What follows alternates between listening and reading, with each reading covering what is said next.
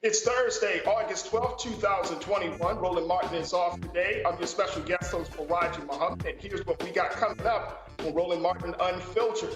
The census report released today shows that the white population has decreased over the last decade for the first time on record. We'll break it down to the panel.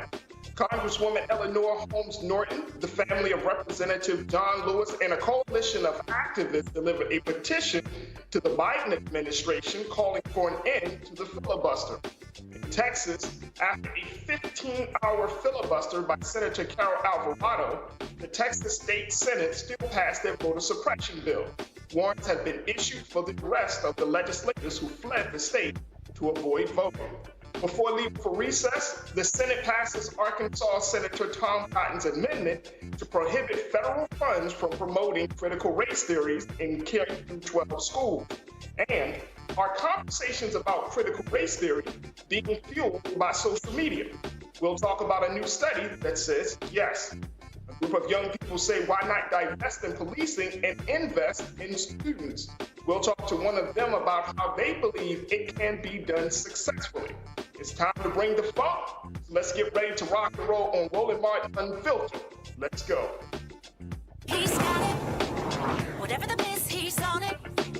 Whatever it is, he's got the scoop, the fact, the find. And when it breaks, he's right on time and it's rolling. Best believe he's knowing. Putting it down from sports to news to politics. With entertainment just for kicks, he's rolling. It's on go, roll, y'all. It's Roland Martin, yeah. Rolling with Roland now.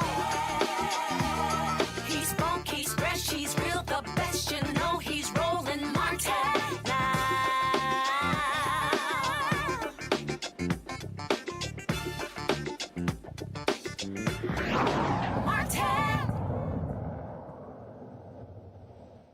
According to the United States Census, things have completely changed in America, as now diversity has become one of the top things to consider. According to the new census report, the white population in the United States has declined over the past decade for the first time on record. Now, since the 1960s, people who identify themselves as white on the census form have been decreasing. People who identify as Hispanic and Asian surged, and the number of people who said they were more than one race increased, making the United States grow significantly more diverse over the past 10 years.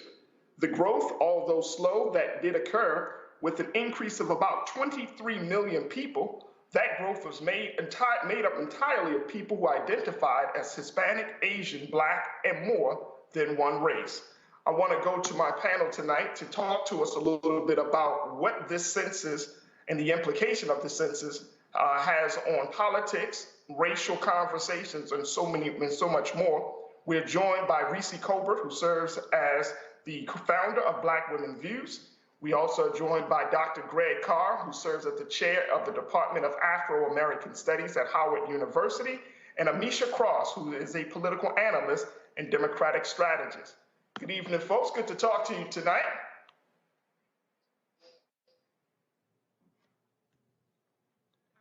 We have Dr. Carr. Yes. Good to see you, Brother Faraji. Are we on?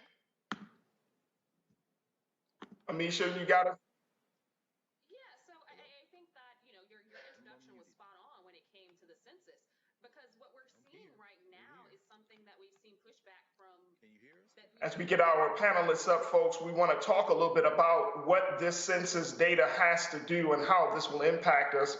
If you know, the census is taken every 10 years. It is a constitutional exercise that allows us to get a better sense of where America is going in terms of the population growth. And more importantly, it also serves as a huge tool to redraw the lines of political power in this country.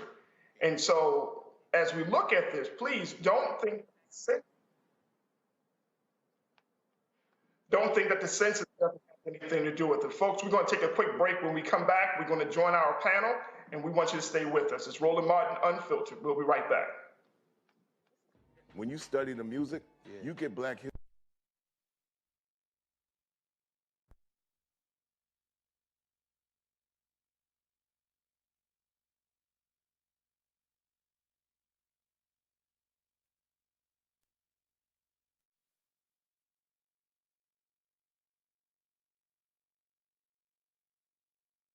I love the word. I hate what it's become, and to this generation, the way they visualize it. Its narrative kind of like has gotten away and spun away from, I guess, the ascension of Black people.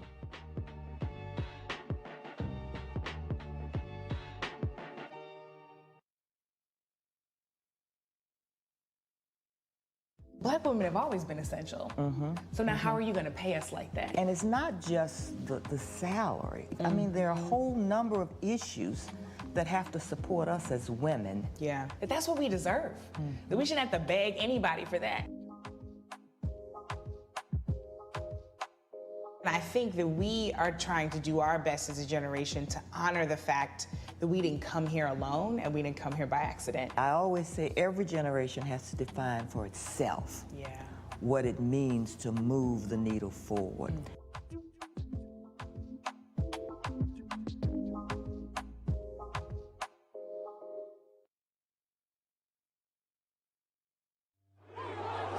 Dear Republicans, I know you won't listen to Hollywood people or New York people, or God forbid those libtards. So here's a video featuring exclusively your heroes. I want you to listen to your own leaders in their own voices. You can't call this fake news. These are your pals. Unedited. Roll tape. Would you recommend to our audience that they get the vaccine then? I would recommend it, and I would recommend it to a lot of people that don't want to get it, and a lot of those people voted for me, frankly. Get vaccinated. We are all pro-vaccine. I would encourage people to get the vaccine. I have high confidence in it. I got it myself. If enough people take the vaccine, he says we could get back to normal. Each one of these Republican leaders took the vaccine, and they made damn sure their children took the vaccine. But then they worked behind the scenes to create a marketing plan, and that's what it was. Targeted at low-information Republican voters that tied your personal freedom to not wearing a mask or taking the vaccine. I love the poorly educated. And tens of millions of you in red states fell for this ridiculous lie. The federal administration is trying to do is shove it down your throat. What are they shoving, the science? Even when confronted with your fellow Republican leaders telling you on television that they were wrong. I'd already eliminated our statewide mask mandate. And yes, in hindsight, I wish that had not become law. Many of you still refuse to do what is best for you. Any questions? Your families, your community, and your country. Everybody Don't listen to no foolishness. Go get vaccinated. You can't enter the Fox News building without providing your vaccination information. But on show after show, they tell you not to wear a mask because it's an assault on your freedom. They are laughing at how gullible you are. And here's the kicker. While they're laughing at you, you are sending them donations. You are literally paying your Republican leaders to deceive you. Think about that. Hey, I'm Amber Stevens-West. Yo, what up, y'all? This is Jay Ellis, and you're watching Roland Martin Unfiltered.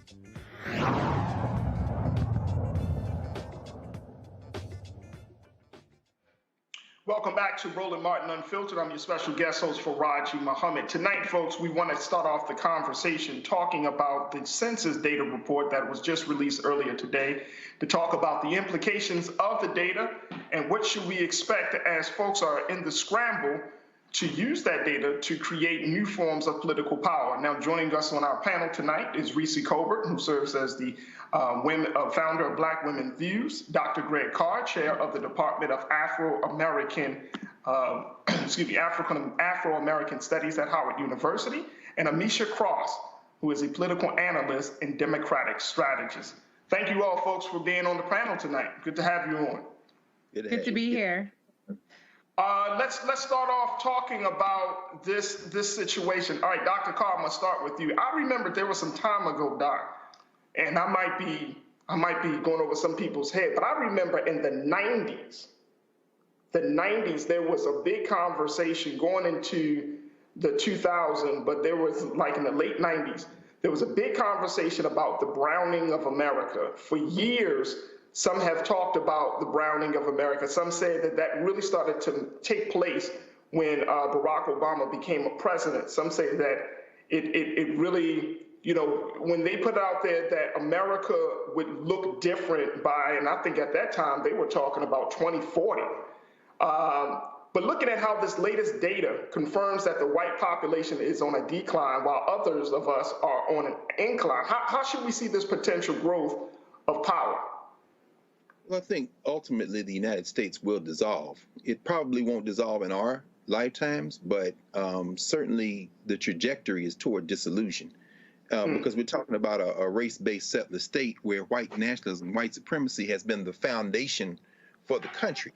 And as a result, the threat of being overwhelmed by non-whites is a running theme in American history. You can look back to the Constitutional Congress, look at Ben Franklin talking about it as early as the late 18th century, and then come forward to the really beginning of the 20th century.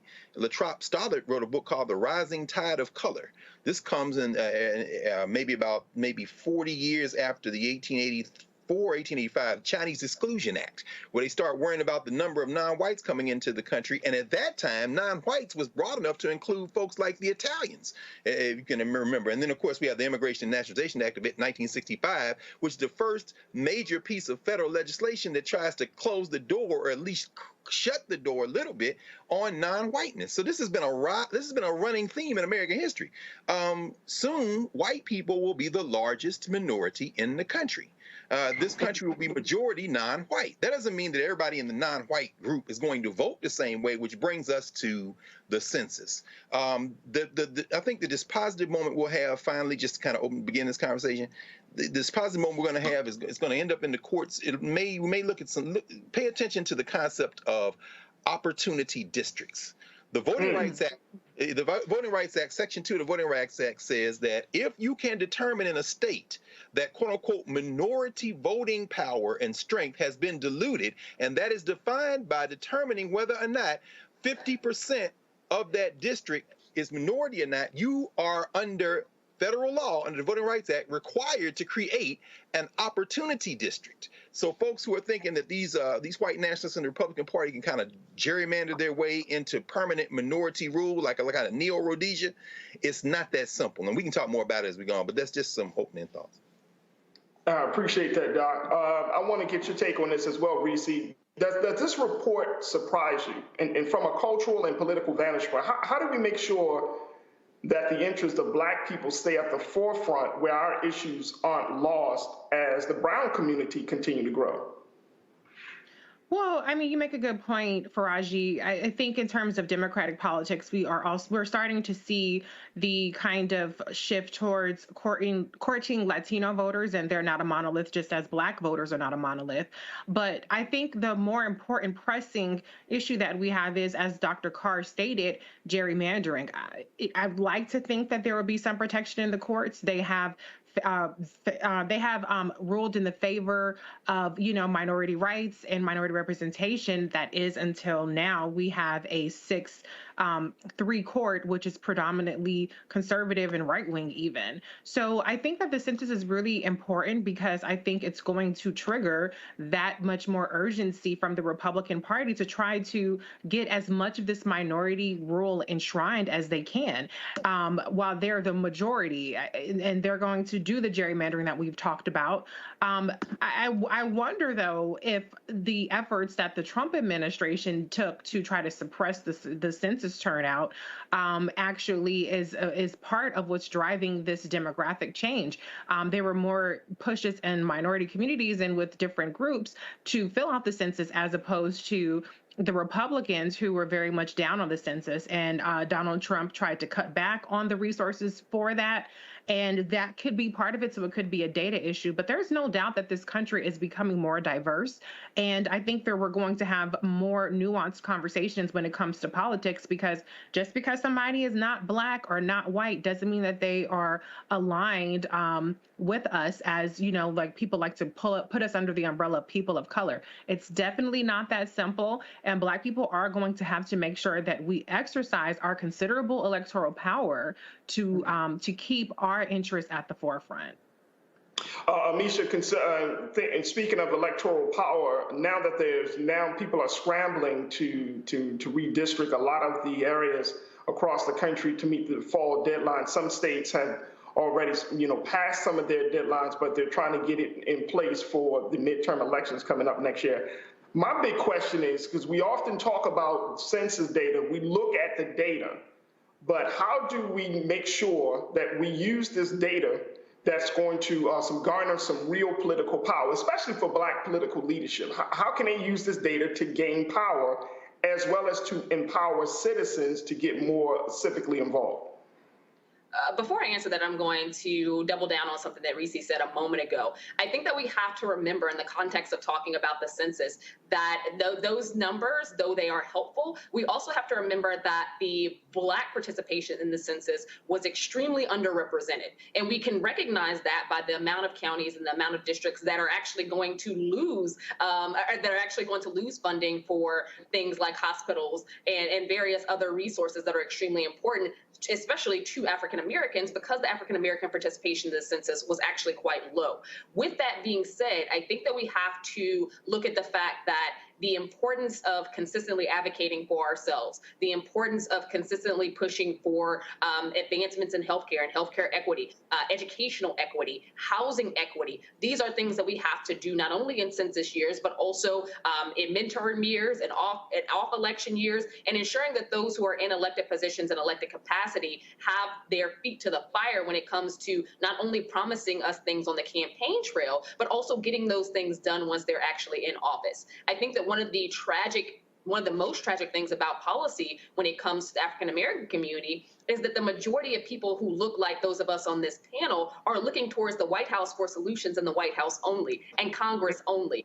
We need to re-envision the understanding of state and local government power, because at the end of the day, the effects and the change that matter the most on a daily basis to the Black community specifically are going to be done at the state and local level. You want to see police reforms? Guess what? That happens from the mayor's office. That happens from city council. You can make that happen at your county government level as well. You want to see advancements in how education funding happens? Make sure that you know your state legislative bodies. There are so many things that we can do without a dependency on the Biden administration or Congress. And I think that once our population has a better grasp on how policy is made locally, we will see some things move a bit more swiftly, and we'll see advocacy at the local level. Because again, redistricting is happening, and it's not only happening in red states, it's happening across other states as well. Voter suppression is happening. It's not only happening in the South, it's happening in the North as well.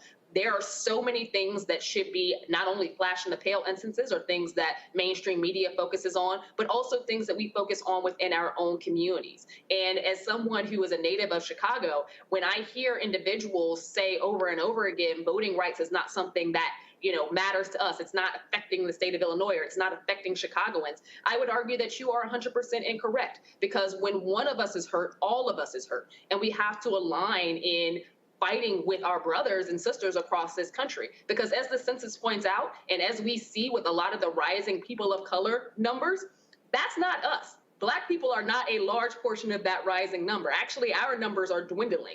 When it comes to the census specifically, the population that's rising in this country the fastest, and has been on that trajectory for nearly 20 years now, is the Latinx community. And that shows no signs of stopping. So there's a reason why we see Republicans courting the Latinx community. And to Donald Trump's credit, be it whether it's good or bad, I would argue bad in this case, he actually increased the vote margins for Republicans when it came to the Latinx vote. For Democrats, there's still this consistent push to try to figure out what the Latinx community wants. And again, to back up what Reese said a moment ago, because they are not a monolith, just like Black people are not a monolith, but I would argue that the Latinx community is a little bit different, because Black people do vote largely in lockstep in support for the Democratic Party. The Latinx community does not. And I think that because that vote is up for grabs, you're going to see both parties try to kowtow to the needs of the Latinx community. And unless the Black community rises up consistently, we're not going to see those same level of prioritization. And it brings me to that point that you just brought up, Amisha, around, should there be a greater effort to create a stronger alliance between Black and brown communities, because we are seeing that growth from Latino communities, because we're seeing a greater engagement? Would it be in the best interest for Black folks to start to build alliances and political alliances with Latino and Hispanic communities? Reese, I'll start that question off with you. Absolutely. I think we should align with people on issues, specific issues where there are areas of mutual benefit. And that goes for the Latinx community, that goes for the Asian community, that goes for any community. We have intersectionality, because I would remind you that there are Black Latinos with a variety of different demographics. And so we should not be limited to just only thinking that we're all on our own, and we need to get something that's only for Black people and nobody else, because that is not going to be a successful strategy.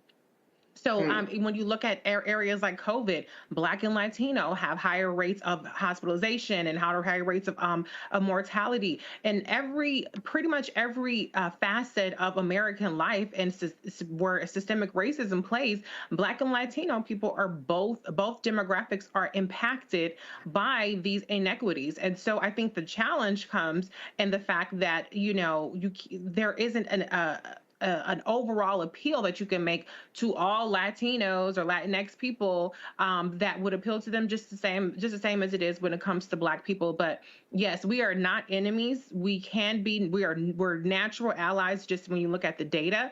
And so I think it's time that we really start to form those partnerships. We have them in a lot of places, so it's not that it's not already happening, but I think we have to look at it as something that's not just a Latino issue or not just a Black issue, but an area of, an issue of, I know I said don't call us all people of color, because we're not all the same, but realistically speaking, we're going to have to start making stronger alliances with people across different spectrums, because as Amisha pointed out, our numbers are dwindling. Last week, we had a discussion about how the fact that 1 in 420 Black people have been killed by COVID.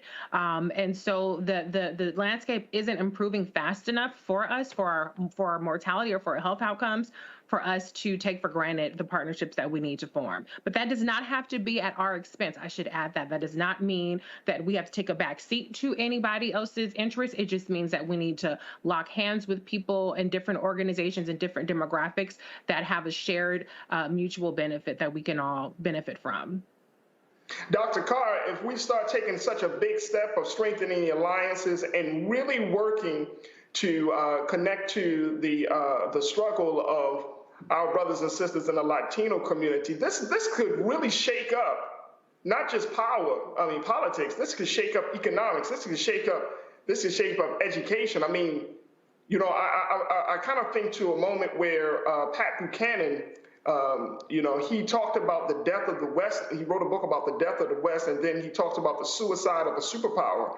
But one of the key elements is that he started to see that white power was on the decline. So if we start taking those big, broad steps, I mean, we're fundamentally changing how America operates. Are we ready for that? And do we have the capacity to do that? I think a great deal of this conversation is reliant on numbers and demographics, and what our experiences have shown us really contradict the assumptions sometimes we make about the nature of what we have to do. First of all, the idea of alliances and political alliances is something that we have shown great strength on over the last century. Remember, African people aren't brought into the electoral process really robustly until the 20th century and really the second half of the 20th century. And the United States isn't a nation. I know we like to call it a nation, but by that I mean there's no common culture as such. There's a lot of myth making, a lot of mythology. But to reinforce something that Amisha said a minute ago in terms of dealing with state and local elections and paying attention, this census data does tell us that about 9% the metro areas in this country grew by 9%, and the top 10 cities in this country in terms of population for the first time in American history all have over 1 million people.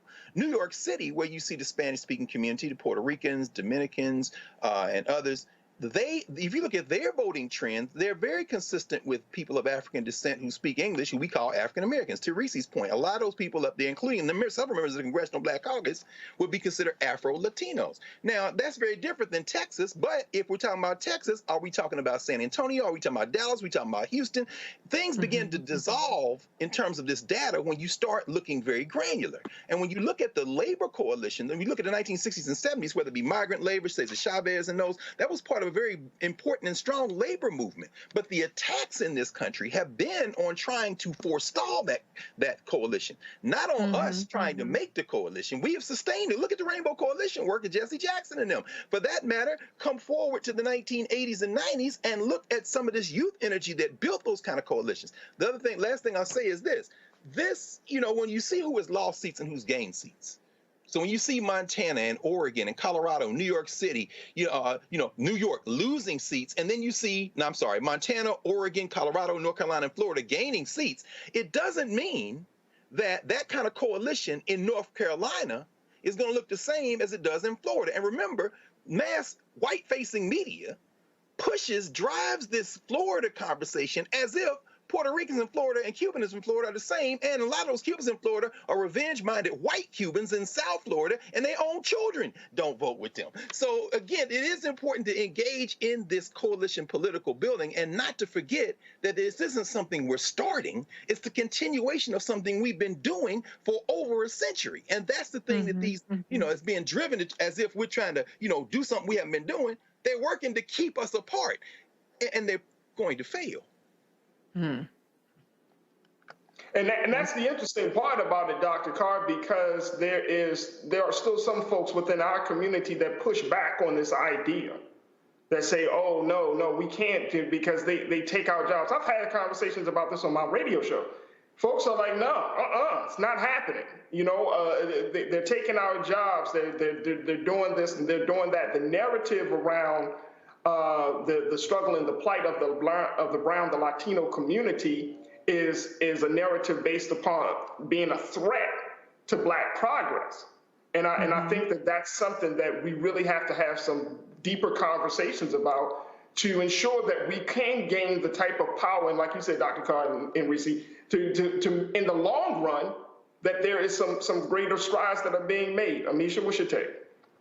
No, I think that that's absolutely correct. And I like Dr. Carr's breakdown specifically of the different demographics that actually come to play when we're talking about the Latinx community, because Florida and Texas are very diverse in their Latinx community, as well as the origins of those Latinx voters, as well as the ages. What is known is that younger Latinx voters tend to be a lot more liberal, a lot more progressive than their parents. It is what it is.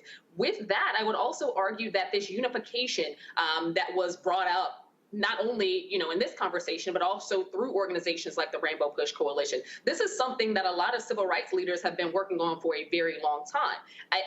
It hurts me to a certain extent, to a great extent, that we've seen this discussion that started in the conservative, alt-right, stratosphere about basically Latinos taking jobs, that is now kind of broken into the African-American talk speak as well, largely because when white people decide that they want to divide and conquer, they are excellent at the messaging strategies to do so. They have been talking about this for generations now. And at this point, noticing that their own population is dwindling, that they are not going to be the majority, that originally this was predicted to happen in late 2040, possibly 2050. Now we're seeing it expedited. We're looking at 2022, 2025, that you're going to see a lot of these things happen and happen at a more hyper-intense rate. I think that the push to talk about and to continue to distance themselves, as well as to push African Americans to distance ourselves from the Latino population, only benefits white people. That is done purposely, because if you were to join these two groups who have largely a lot of the same issues when it comes to education failures, when it comes to failures of our environmental system, when it comes to failures of our hospital system, when it comes to failures in equity, these are things that are shared by both African Americans and those from various Latinx backgrounds. If you were to combine and to join together and to have those conversations and to link up in advocacy and pushing for reforms and change, then that would be one powerful and unstoppable group. And I think that what we're seeing amongst very strategic white people is that in understanding that that is exactly what it is. They do not want that coalition to happen. They have fought very hard to make it never happen.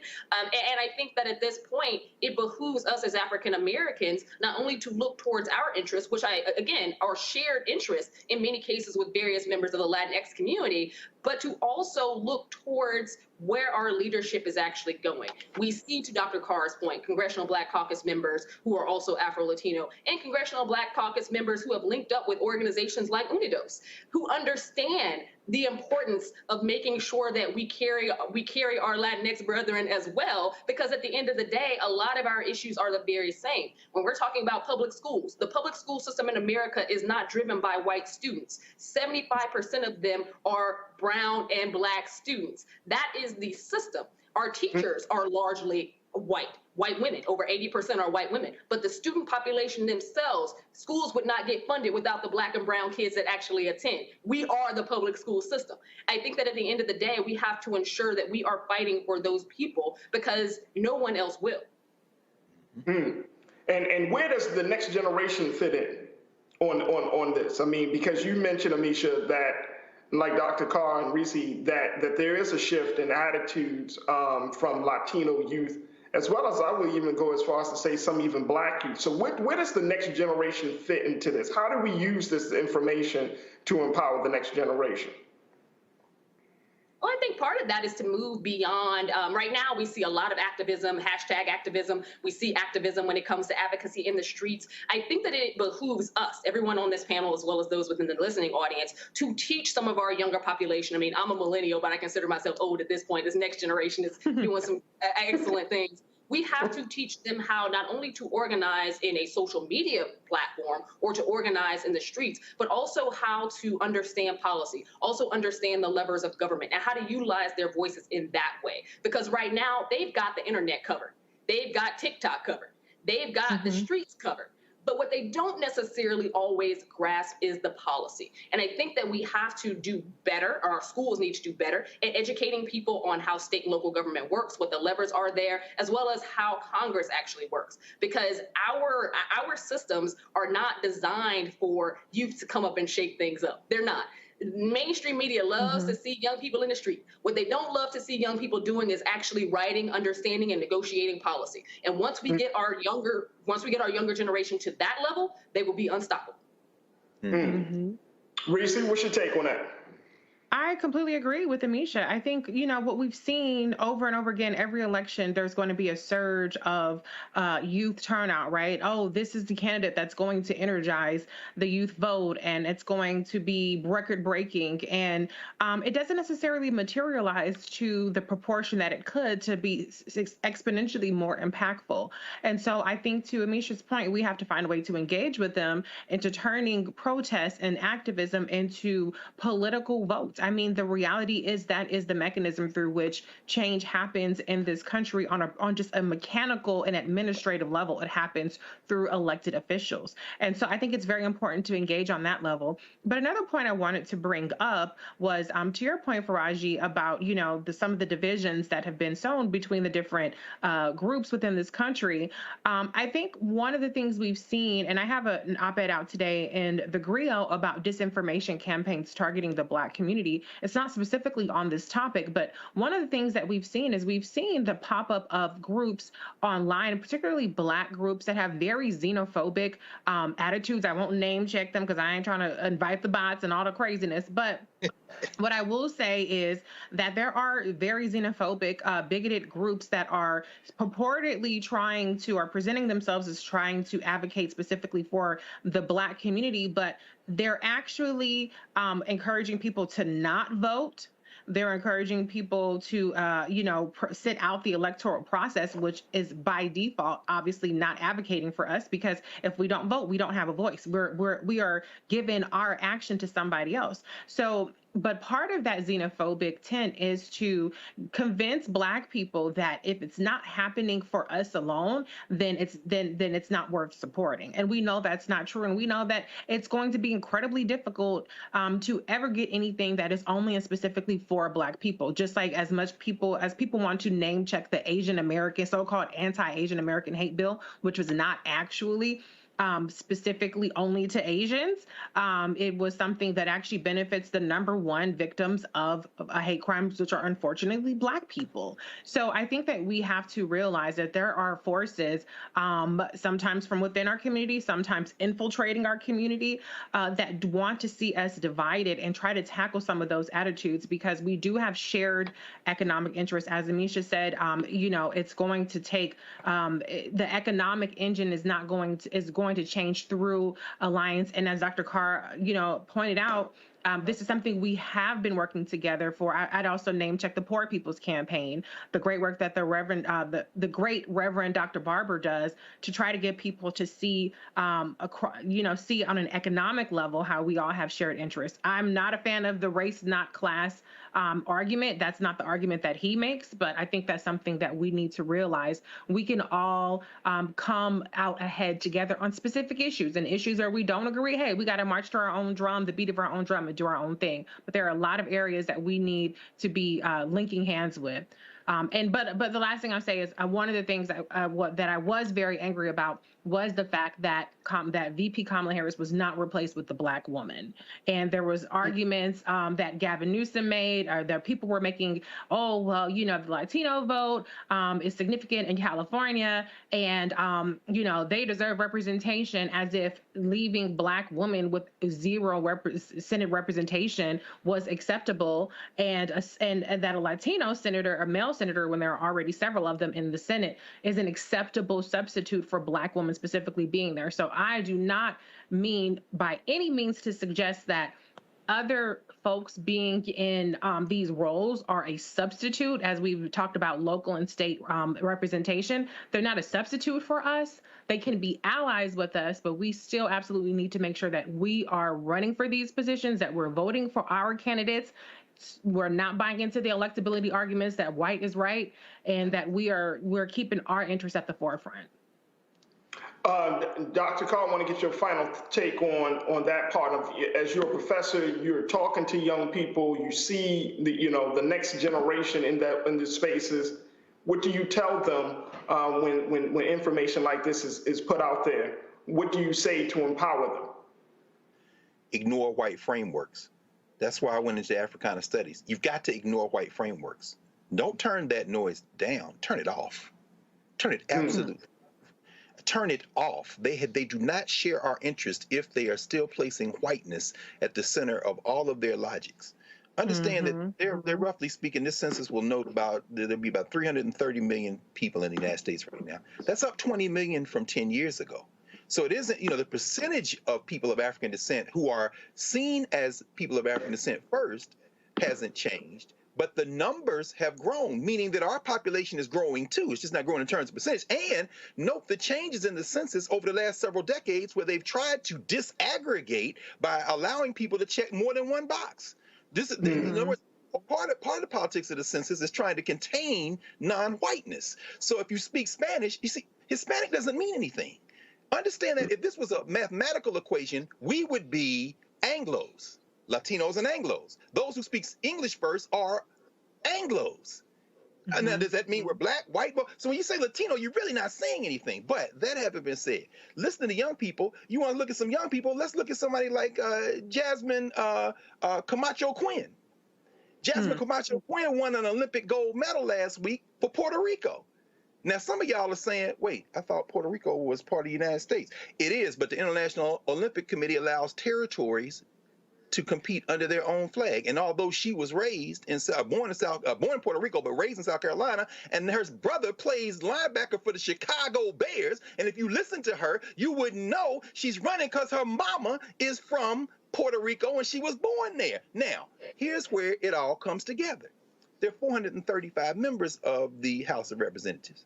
They don't want to change that number, which means that as the population shifts and people have babies and people migrate, they're going to take one from here, add it here. California loses one, Texas gains two. Back and forth, back and forth, back and forth. But they have 100 senators. You know why they don't want to let Puerto Rico in, the Virgin Islands in? You know why they don't want Washington, D.C.? Because those seats would look like you and me. So they want to get people fighting over a language when if you look at Jasmine in her face and she never opens her mouth, you're going to put her down in the census as African American. And guess what? She is African American. She's African Caribbean American.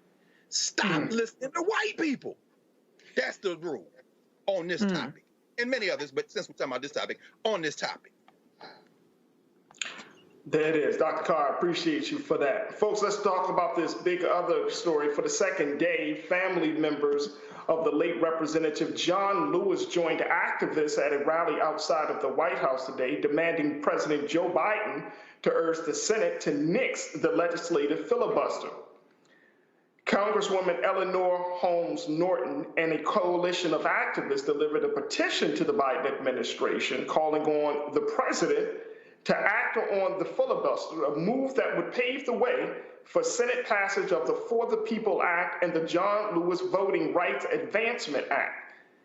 Now, Cliff Albright, co-founder of Black Voters Matter, and Congresswoman Norton say the filibuster must end.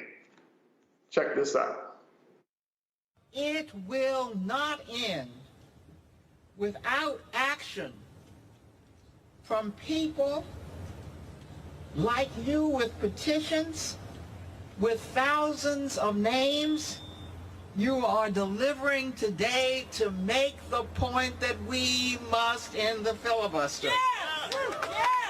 How long before we end this filibuster, this Jim Crow filibuster that going back to 1874 was used to block civil rights and voting rights acts during that time, during Reconstruction in 1874? How long before we end this filibuster that going back to the 40s and 50s and the likes of Strom Thurmond that did their standing and talking filibusters, right? How long before we end this filibuster that as recently as a year or two ago was used by one man to block lynching legislation that has never been passed in this country? How long before we allow this filibuster to continue to block the voting rights that we're seeking today? And we say today, not long, because we're here today to deliver a message clear and strong that we must end the filibuster, and we must end the filibuster now.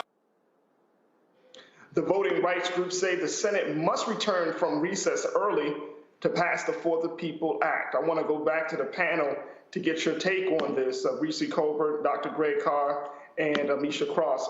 If we're talking about this filibuster, it seems to be this antiquated exercise of holding on to power. What's the odds, and Amisha, I'm gonna start with you, sis. What are the odds, that the Biden administration is going to now really listen to this call to end this filibuster. I mean, you got Cliff Albright, you got Eleanor Norton Holmes, you have the family of John Lewis. What will it need? What's going to have to be done in order for the president to say enough is enough? President Biden has spoken many times, not only on the campaign trail, but also in his elected position as president of the United States, of his disinterest in ending the filibuster. He thinks that it is a very useful tool for the Senate, and that honestly, if it is ended, that the pendulum will swing and things will get a lot harder for Democrats to pass after Congress becomes more Republican-held. He's looking at midterms. He's looking at possible losses in 2024 as well.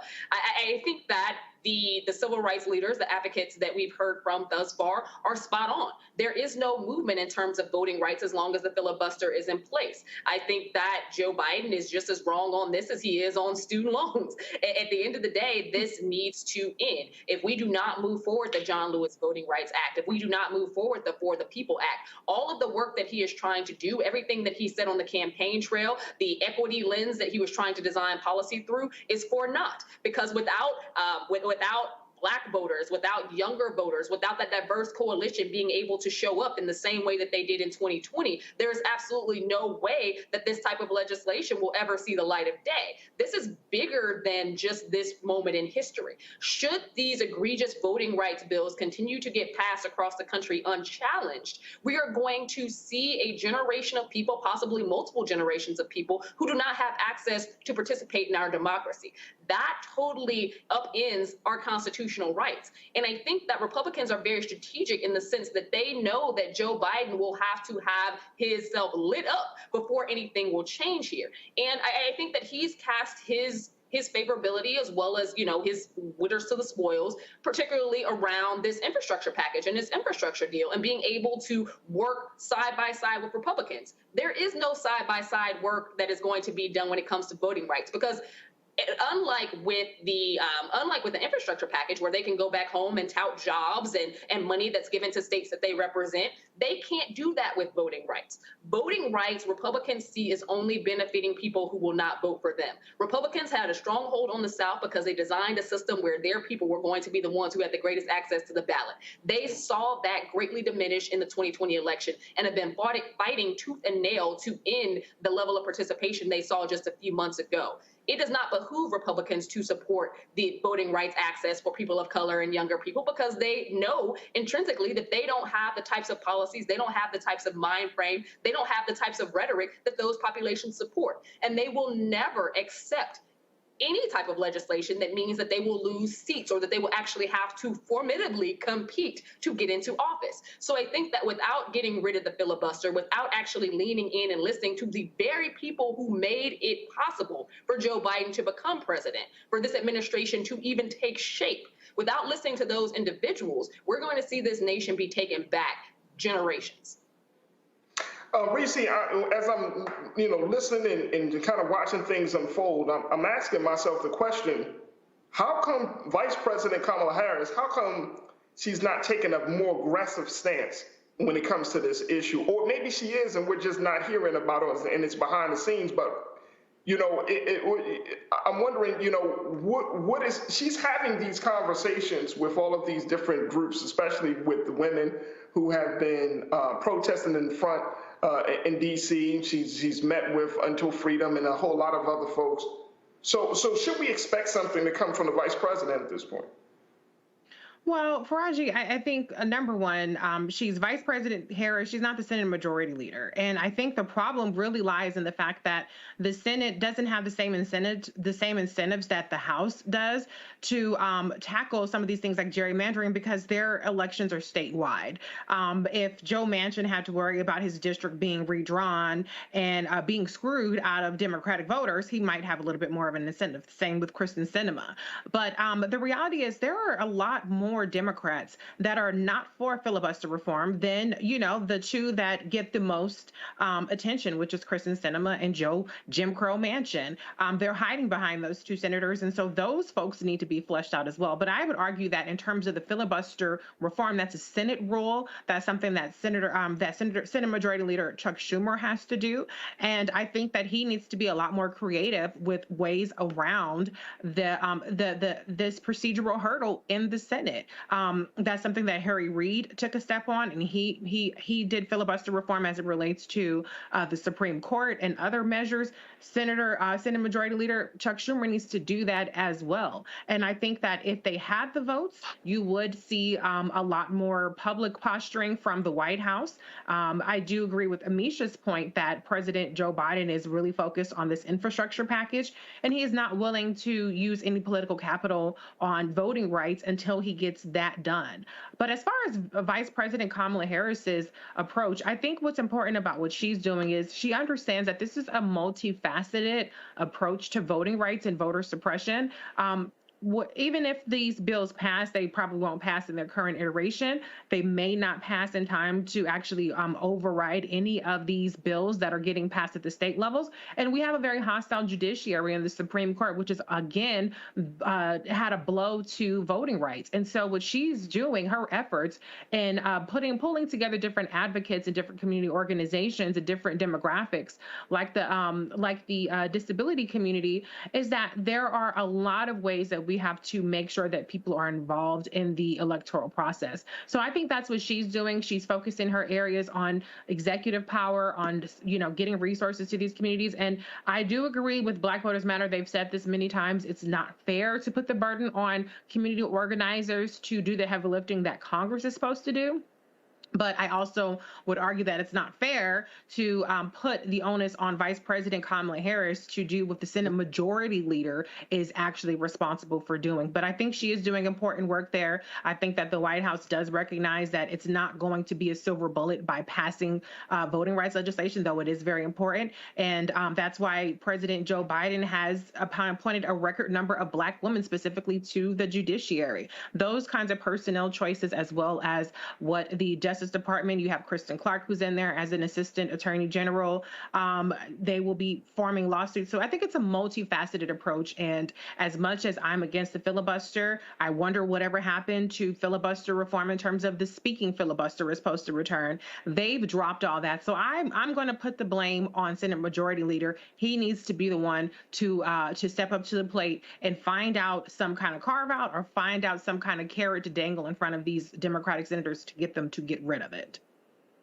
I'm gonna have to say, Reese, I'm not holding my breath for that one to happen. I'm not holding my breath.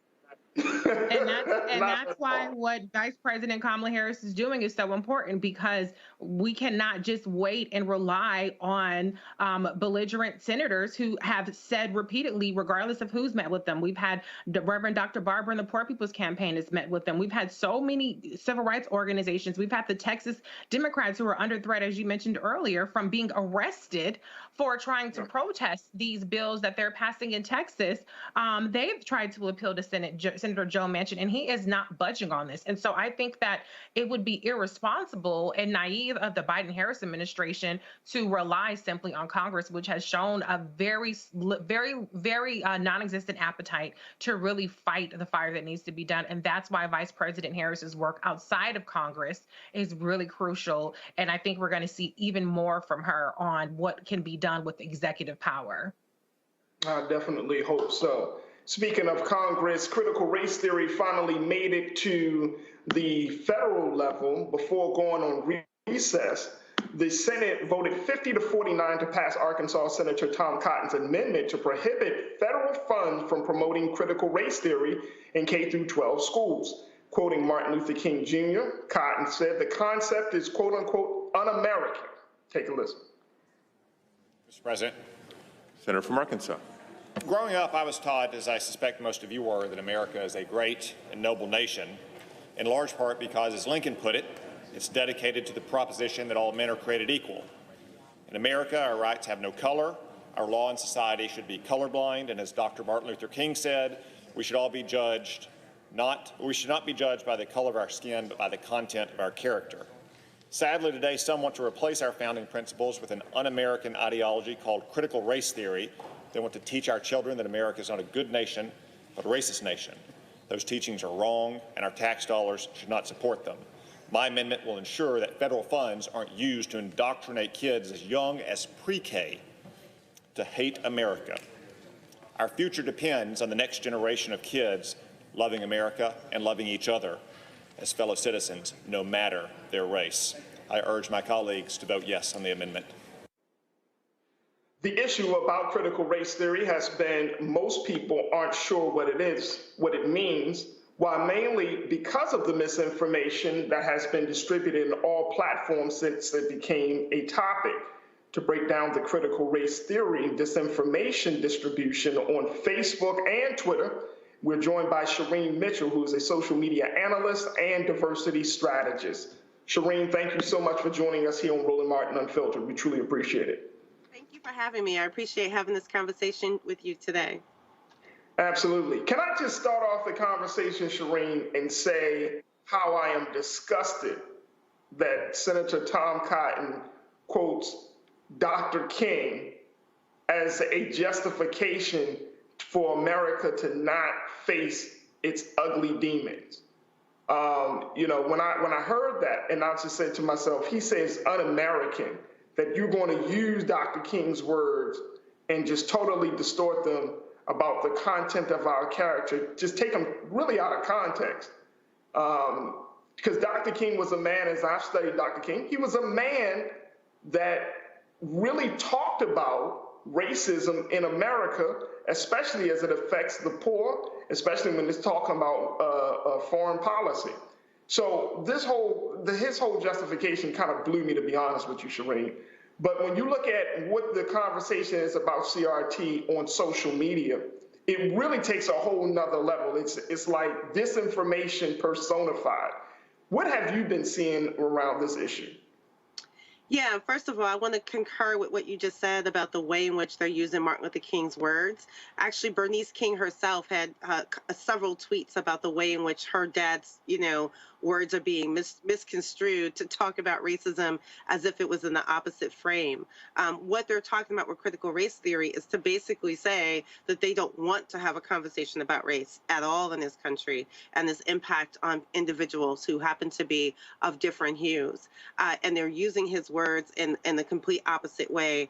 I totally agree with you with that. And I'll say also one of the things that we've tracked in terms of some of these policies that some of these schools are trying to institute, including Tennessee, they don't want to tell Ruby Bridges' story.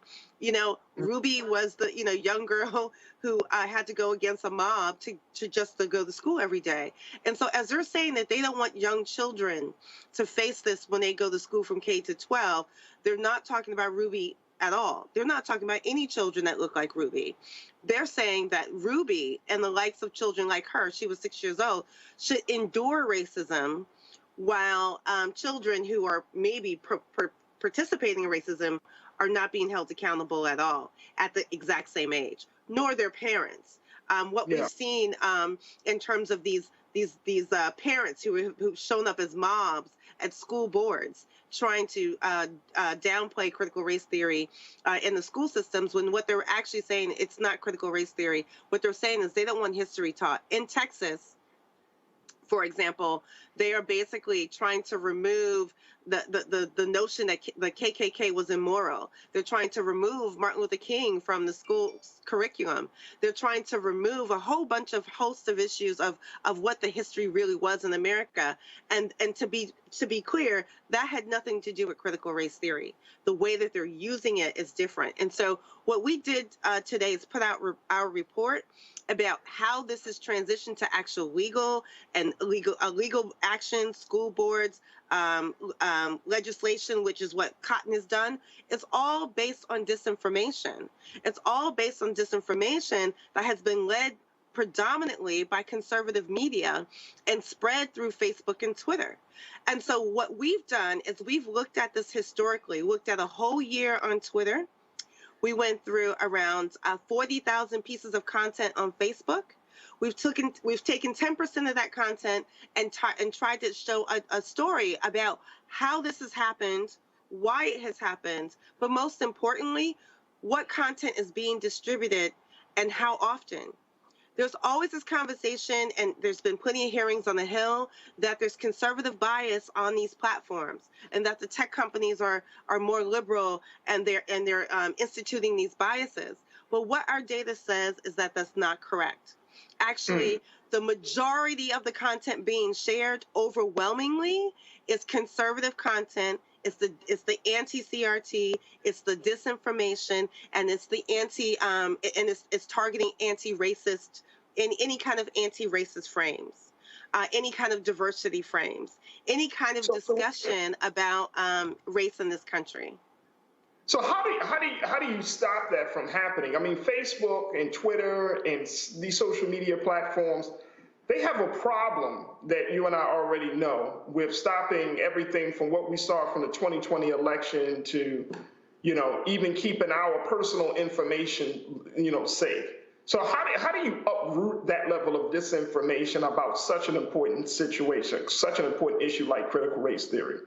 I think that we have to admit the fact that what has been happening is that the algorithms has been benefiting and amplifying the disinformation, and has been amplifying the conspiracy theorists, that has been amplifying predominantly white voices. I mean, that's what our data shows. Because when you look at the data that actually that comes from liberal media or media that is or any content that's being shared by the Black community or Black scholars, very little content is distributed or shared. Like basically from a Black content perspective, it's 2.8%.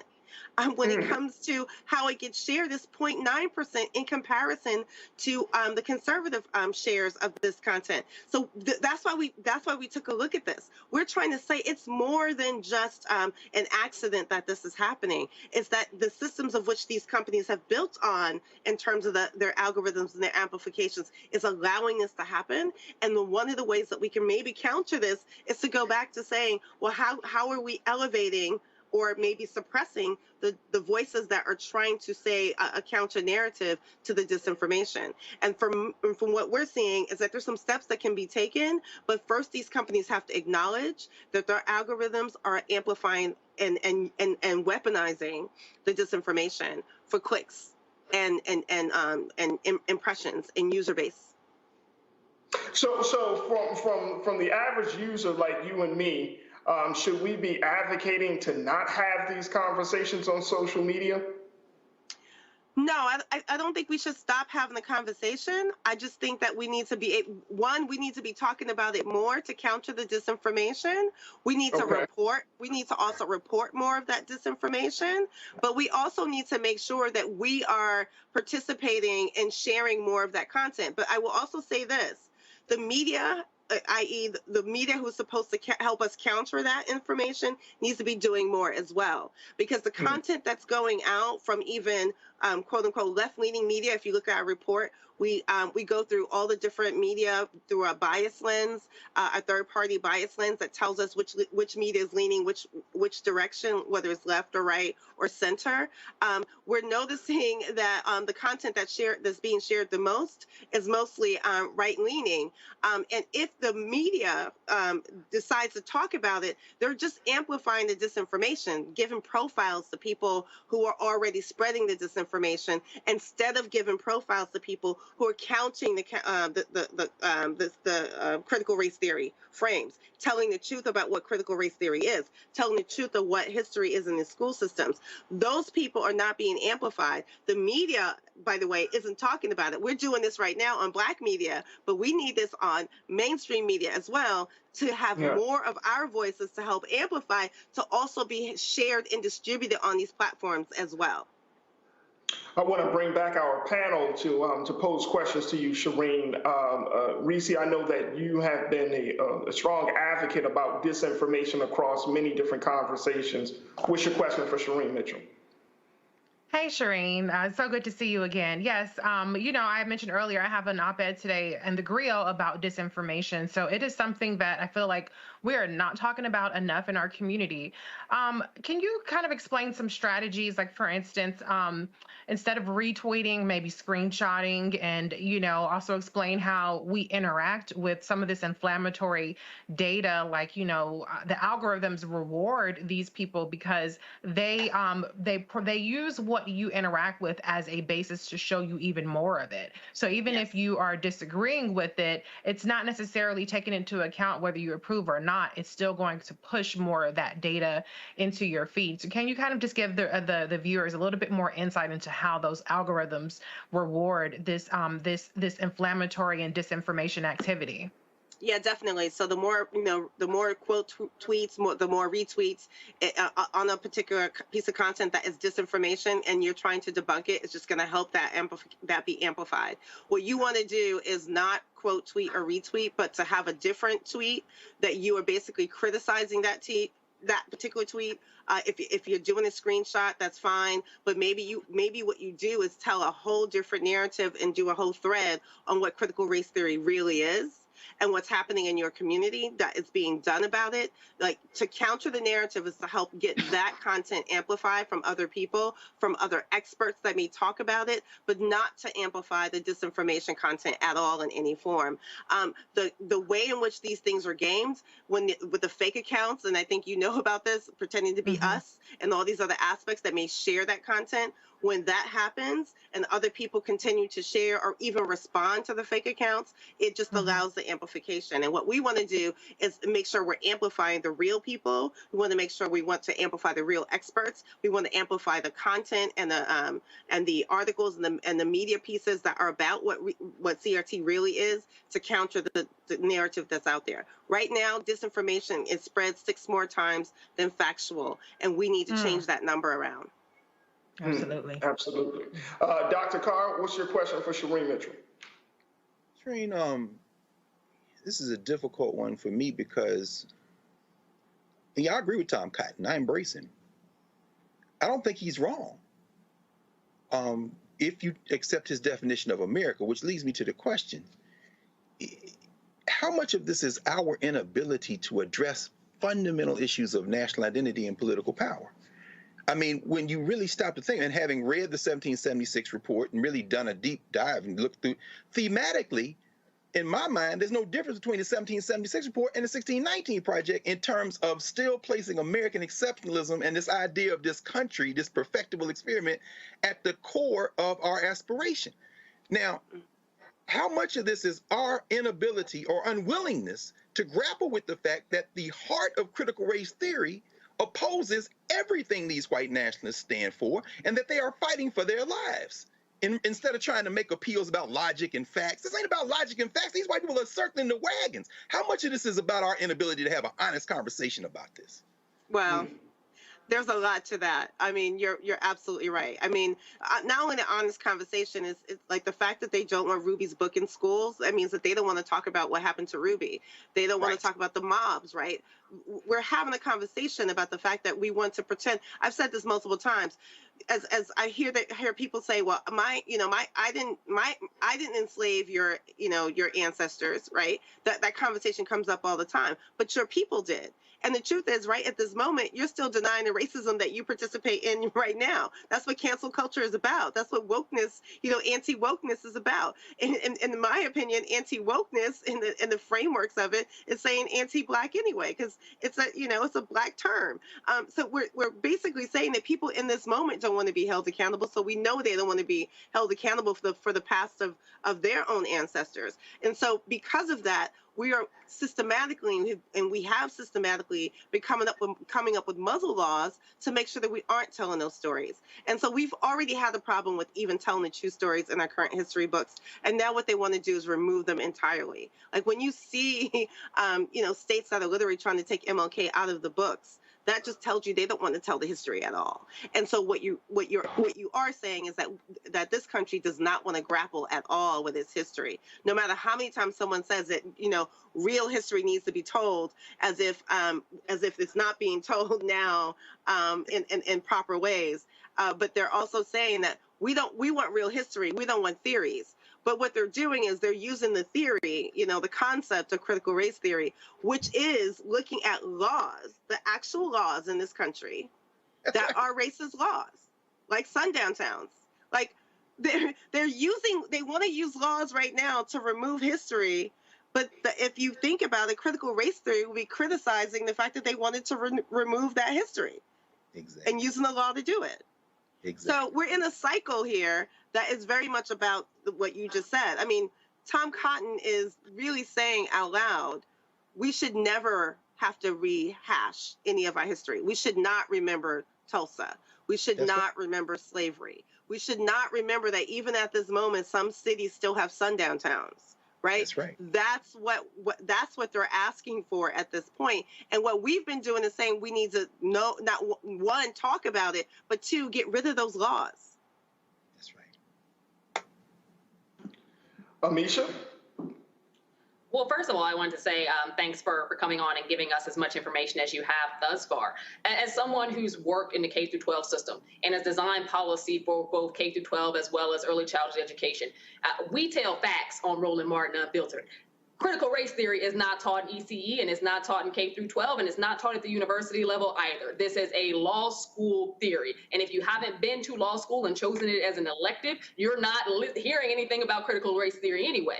What we're seeing is a major pushback from largely conservatives who are upset about the Black Lives Matter protests, who are upset about the reaction of the globe after they saw the tragedy of George Floyd's murder. What we're seeing is this push from a lot of right-leaning individuals to eradicate Black history, which is American history, from our history books. Be mindful, only a short portion of it was actually ever included to begin with, but they want to get rid of that as well.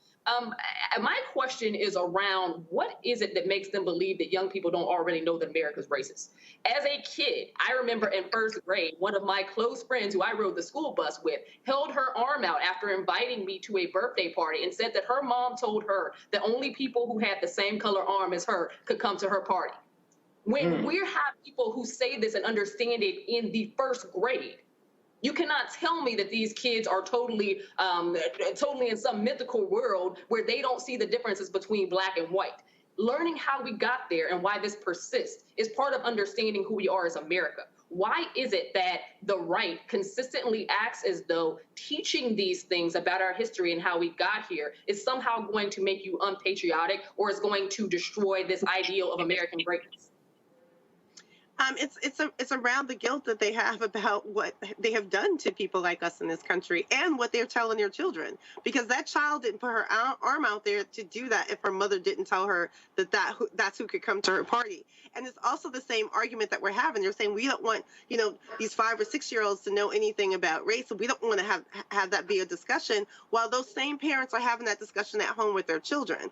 They just don't want their children to get punished if they come to school repeating those words. Right? On the school bus that you're talking about. Like, that's what they don't want. And they don't want to have curriculums in place that would make it possible for there to have children who can have some kind of recourse if it was to happen to them. Like what happened in Texas, as an example, was the video of the kids, basically showing themselves saying the N-word. Those kids were being held to account, and that school, the parents came and took over that school board. That's what they're actually talking about. They're just using CRT as the umbrella of the justification to do so. We're not having the conversations that really need to be had. But what they are saying is that Black and brown children should experience racism as it's always been, and that their children should not be held accountable for any of their actions, and neither should they as parents teaching their kids that either. That's the truth. Well, Shireen, it's going to be interesting to see how this continues to play out, especially now that the Senate has said that they're not going to provide a federal funding. So it's, when we're seeing all of this disinformation on social media, going back to something that you said, which I think is very important, is we have to use our voice, amplify our voice against the conservative view of history of America. And I'm a true advocate of this, Shireen.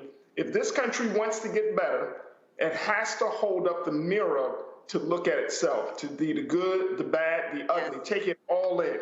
Otherwise, this denial, and going back to Dr. Carr's point, to always be in the space of American exceptionalism, that is going to be the Achilles heel of this country. This country is already on shaky ground, but that is going to be the Achilles heel, that if we get past, we don't see it past the quote-unquote exceptionalism and say, oh, no, we're great, and just be in a constant state of denial, we're going to do ourselves more harm than good.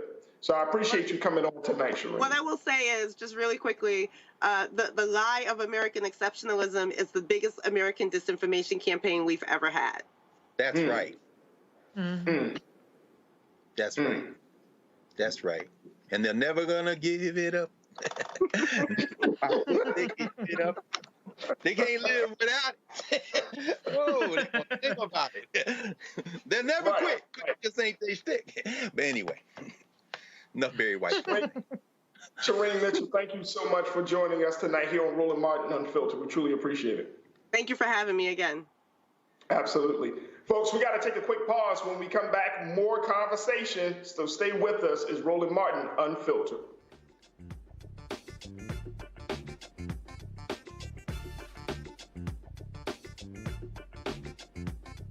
I believe that people our age have lost the ability to focus the discipline on the art of organizing. The challenges, there's so many of them and they're complex, and we need to be moving to address them. But I'm able to say, watch out, Tiffany, I know this road. That is so freaking dope.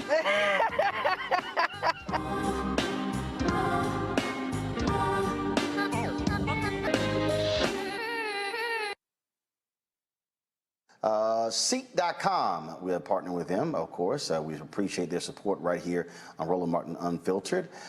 Check out a couple of their products that you can take advantage of. Bon Jovi, and you're watching us on Ceek. What's going on? This Quavo Huncho. Right now you in the Huncho's world. Please let the music play.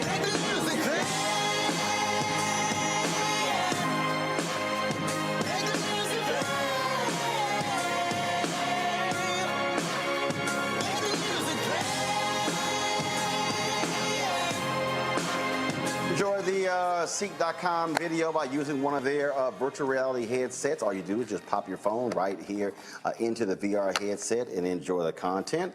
You can also take advantage of their 360-degree headphones. These headphones here come in a couple of colors, black and gold, but then also all gold. And so you can check these out. If you want to use our promo code to get a discount, it's RMVIP21, RMVIP21.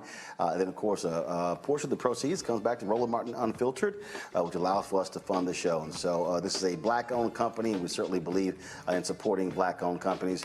Barry Spio is the founder. And so, again, go to Ceek.com and use the promo code RMVIP21. George Floyd's death hopefully put another nail in the coffin of racism. You talk about awakening America. It led to a historic summer of protest. I hope our younger generation don't ever forget that nonviolence is soul force. Priceless.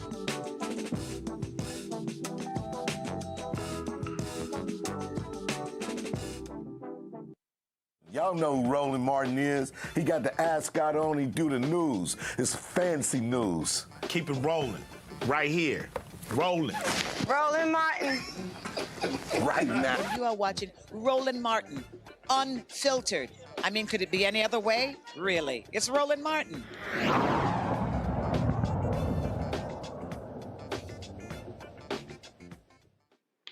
Welcome back to Roland Martin Unfiltered. I'm your special guest host, Faraji Muhammad. Folks, we want to talk about what's happening down in Georgia now, because we're finding out that there's continued to be some issues.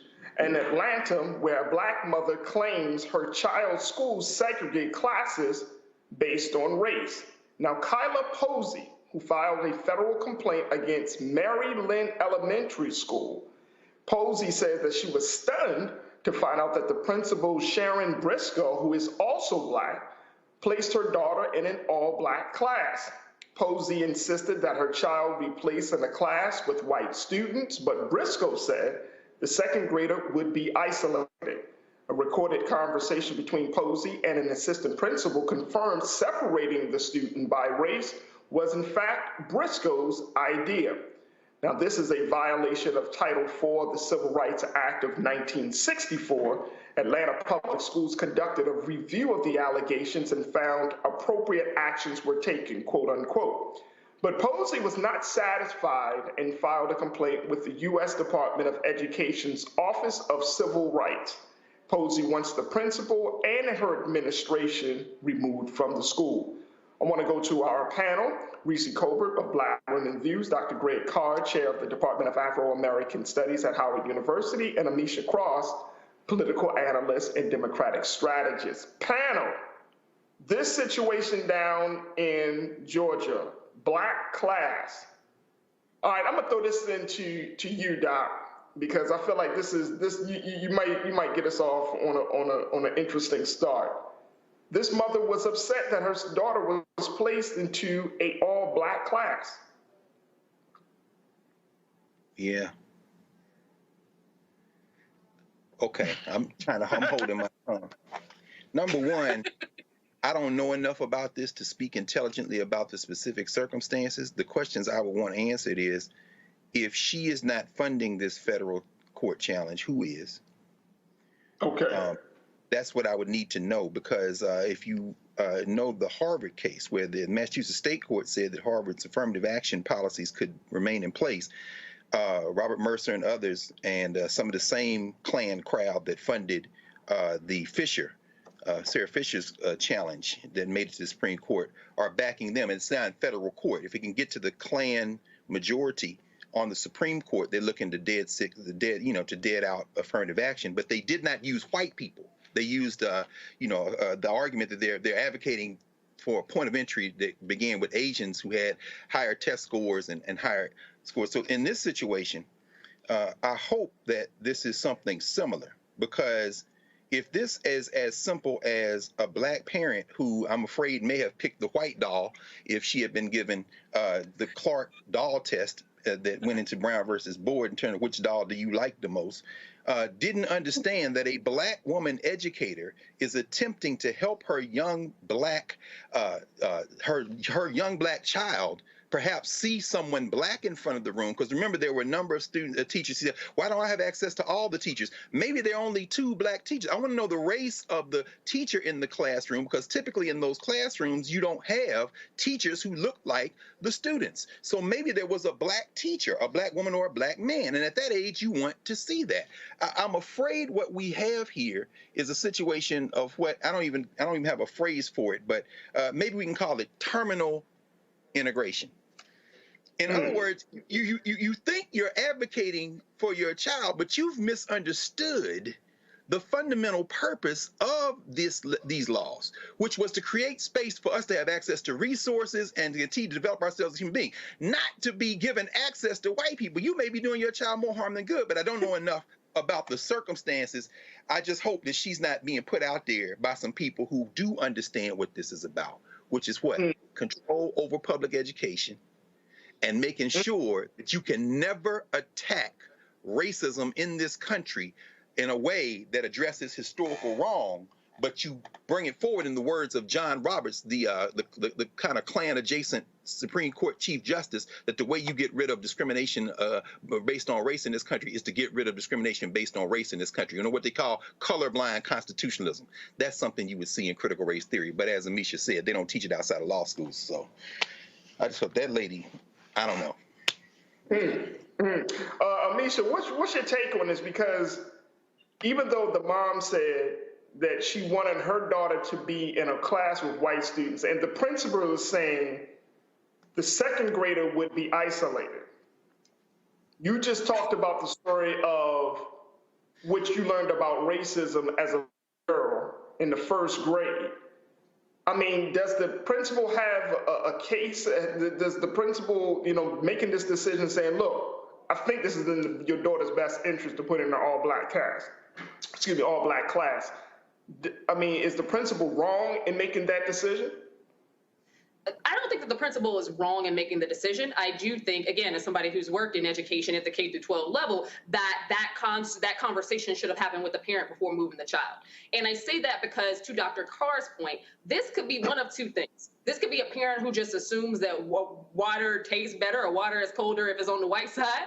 Or this could be a parent who honestly feels like her child learns more in a diverse, and in what she is assuming is a diverse classroom. I would have to know more backgrounding on the school itself. Is this a school that just has very few African Americans in general? What I do know is that schools across America have a whole lot of white teachers. Over 80% are white teachers. So for there to even be a Black head of the classroom in the K-12 level is exceptionally rare. As someone who had only 2 Black teachers in K-12, one of them was my own mama because I was homeschooled for a while. At the end of the day, I can say that it does make a difference having a Black person lead the classroom, be it whether you're in an all-white classroom, which I was in outside of homeschooling. I was often the only white kid in my class, and trust and believe, I am in accordance with that principle. There is no way you don't notice it. There is no way that you aren't treated differently. And I think that that type of conversation needs to be had with that parent before moving that student. But I also think that we need to talk to Black parents differently, because at the end of the day, there are a lot of Black parents across this country who assume that if your kid is in a white class or your kid is in a class led by white people, that they are learning more than they are, or their education is going to be better than if they are in a classroom full of Black kids.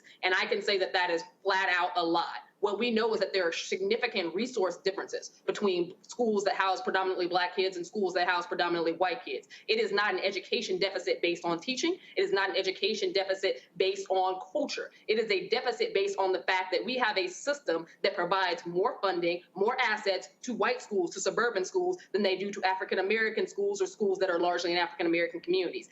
That is something we need to continue talking to parents about, and something that honestly we have to, as a nation, do more for, because our community schools are largely Black and brown and not white, even though the leadership of them happens to be predominantly white women. Absolutely, absolutely. Speaking of students, I want to bring up this other story, and we're going to be joined by another very special guest. The concept of defunding the police has turned into a controversial one, but it simply means reallocating funds away from the police department to other government agencies funded by the local municipality. Now, today, the Advocates for Youth released this brand new report detailing what divestment from police and reinvestment in students should look like. Joining me now is Kenjo Kima, who serves as the Associate Director of Youth Organizing for Advocates for Youth. Kenjo, thank you so much for joining us, sis. Thank you so much for having me. I'm really excited to be here tonight. Absolutely, absolutely. As we, we talked about the situation in Georgia, you just heard, but there still needs to be a lot of work done around, getting students actively engaged, but more importantly, supporting students. You're saying, Advocates for Youth is saying, look, let's put that money, take the money that we do for the police department and start putting it into students. I can say here in Baltimore that a significant amount of the city's money, our police department has a budget of a little bit over $500 million. It's about $510 million. But there's more money put into public safety than there is in education. And I think, and I've looked in other cities across the country, Kenjo, and found that to be the trend. So when we're talking about uprooting that trend, it seems like that's almost like a revolutionary act of saying, let's put less money in public safety and more money in education. But there might be some consequences to that. How do you justify this approach to education and to public safety? Absolutely. So we support young activists all over the country in organizing for changes related to sexual health and reproductive justice, like comprehensive sex education in their local communities. So today we launched a toolkit for activists in partnership with an amazing organization based in Miami called Power Youth Center for Social Change, about advocating for schools to divest from policing and criminalization and instead invest in reproductive justice and comprehensive sex education. So we know that police and schools don't keep young people safe, especially youth of color. Young people need a safe environment to learn everything from math to sex ed to history. And when so many encounters with the police turn violent, schools with police aren't a safe environment for many students. We also know that many public schools are under-resourced. Our schools struggle with funding things that will actually help young people stay safe and healthy, like sex education, nurses, counselors in schools, resources for LGBTQ students. And overall, schools with cops are way more likely to refer young people to law enforcement, and Black students specifically are more likely to be targeted. To me, that alone is good enough reason to get police out of schools. But we know change just won't automatically happen, and we know we have to come together to demand more as a community for students, which is why we created this toolkit. And so, Kenjo, talk to us, and I'm happy that you brought up this fact about this toolkit. But what do you say to people who say, look, if you start to cut the budget on public safety, on policing, then the dire consequences is that police will, quote unquote, fall back on doing their job, that crime will essentially go up. You know, what do you say to folks who think that is going to be the natural outcome of a budgetary cut? Yeah, that is a common question that people who support abolition and defunding the police hear. So there can still be accountability and public safety without students potentially being brutalized and armed officers being present in a school. Research and the experiences of countless students, especially students of color, have taught us that while increasing police in schools may create the appearance of safety, the actual effects wreak havoc on school culture and fuel the school-to-prison pipeline. The ongoing criminalization of youth of color does not make them or their schools safer. Interactions with the criminal legal system often lead students to disengage or to drop out of school, both which increase the likelihood of incarceration in the future. Policing in schools, as you noted, siphons money away from essential services that make students safer and improve school climate, like teachers, counselors, sexual health education, and other intervention programs. So no one calling for the police to be defunded thinks that there should be no mechanisms for public safety. There are unarmed professionals, like counselors, trained to work with young people who can leverage the relationships they already have with students in schools to de-escalate tense situations and repair harm after violent ones. So is a recommendation from Advocates for Youth, is the recommendation that students learn about conflict resolution, that students become equipped with knowledge on how to resolve, heated situation. Is that a part of the recommendation from Advocates for Youth? I think a lot of it is about schools investing in restorative justice and investing in conflict resolution without using violence or force against students, especially students of color. So yes, of course, I think that, conflict resolution is a valuable tool for every person to have, but specifically administrators, teachers, other folks who work in schools should invest in learning more about practices like restorative justice instead of criminalization and throwing young people in cages. Absolutely. I want to bring our panel back into this conversation. Dr. Carr, I'm going to start with you, sir, for your question for Kenjo Kima. Well, first of all, thank you for the work. This is Joaquima. I would just ask, given the fact that this work is excellent for policymakers, for folks who are in positions, particularly state and local level, to do something about this, how do we get at the structural problem that all of this concept of policing is grounded in a fundamental anti-Blackness that is not susceptible to logic or facts or aspirations to live in a better society, but is based on a deep, visceral fear and hatred? How do we get at that underlying kind of core issue in your mind? That is a great question. A lot of this has to do with racism and anti-Blackness in society broadly, and as in schools, as you're pointing out. I think when advocating for your police to be removed from your local school district, there's a lot of things to consider. So the U.S. has the highest incarceration rate in the world, and policing students of color is a key component of the school-to-prison pipeline for Black young people and for other youth of color. Minor infractions in school often lead to students of color being removed from classrooms, being placed in juvenile and adult correction systems. And I think that, as you're pointing out, a lot of this is rooted in anti-Blackness. Black students face higher disciplinary rates, like higher suspension rates than white students. And I do think that, this work is about undoing racism within the school system as well. Absolutely. Thank you. Absolutely. Great question, Dr. Carr. Let me go to Amisha. Amisha, what's your question for Ms. Kenjo? Thanks, so much for being here. I used to serve with the National Black Child Development Institute. And one of the reasons why I came to DC was literally to drive policy change around the school to prison pipeline and to get rid of SROs, to make sure that we decrease a lot of what we're seeing in terms of pushing out a lot of our young people, specifically those at all grade levels, but putting a special highlight on the youngest of those, our ECE babies. Our early child education babies are pushed out and literally walked out in handcuffs in 80% of cases. And I don't think that that's something that is acknowledged enough, that the school to prison pipeline starts with 3-year-olds, not 15 and 16-year-olds. It's bad at the high school level. It's extremely egregious at the ECE level. When we're talking about this and the riskiness or the dangerousness that white America happens to put on Black children when they adultize a lot of them for basically the exact same behavior that you see among white students. There are a lot of students who can't sit still. There are a lot of students who will talk while the teacher is talking. That's not something you need to call police in for, but that's something that we consistently see happen in these classrooms.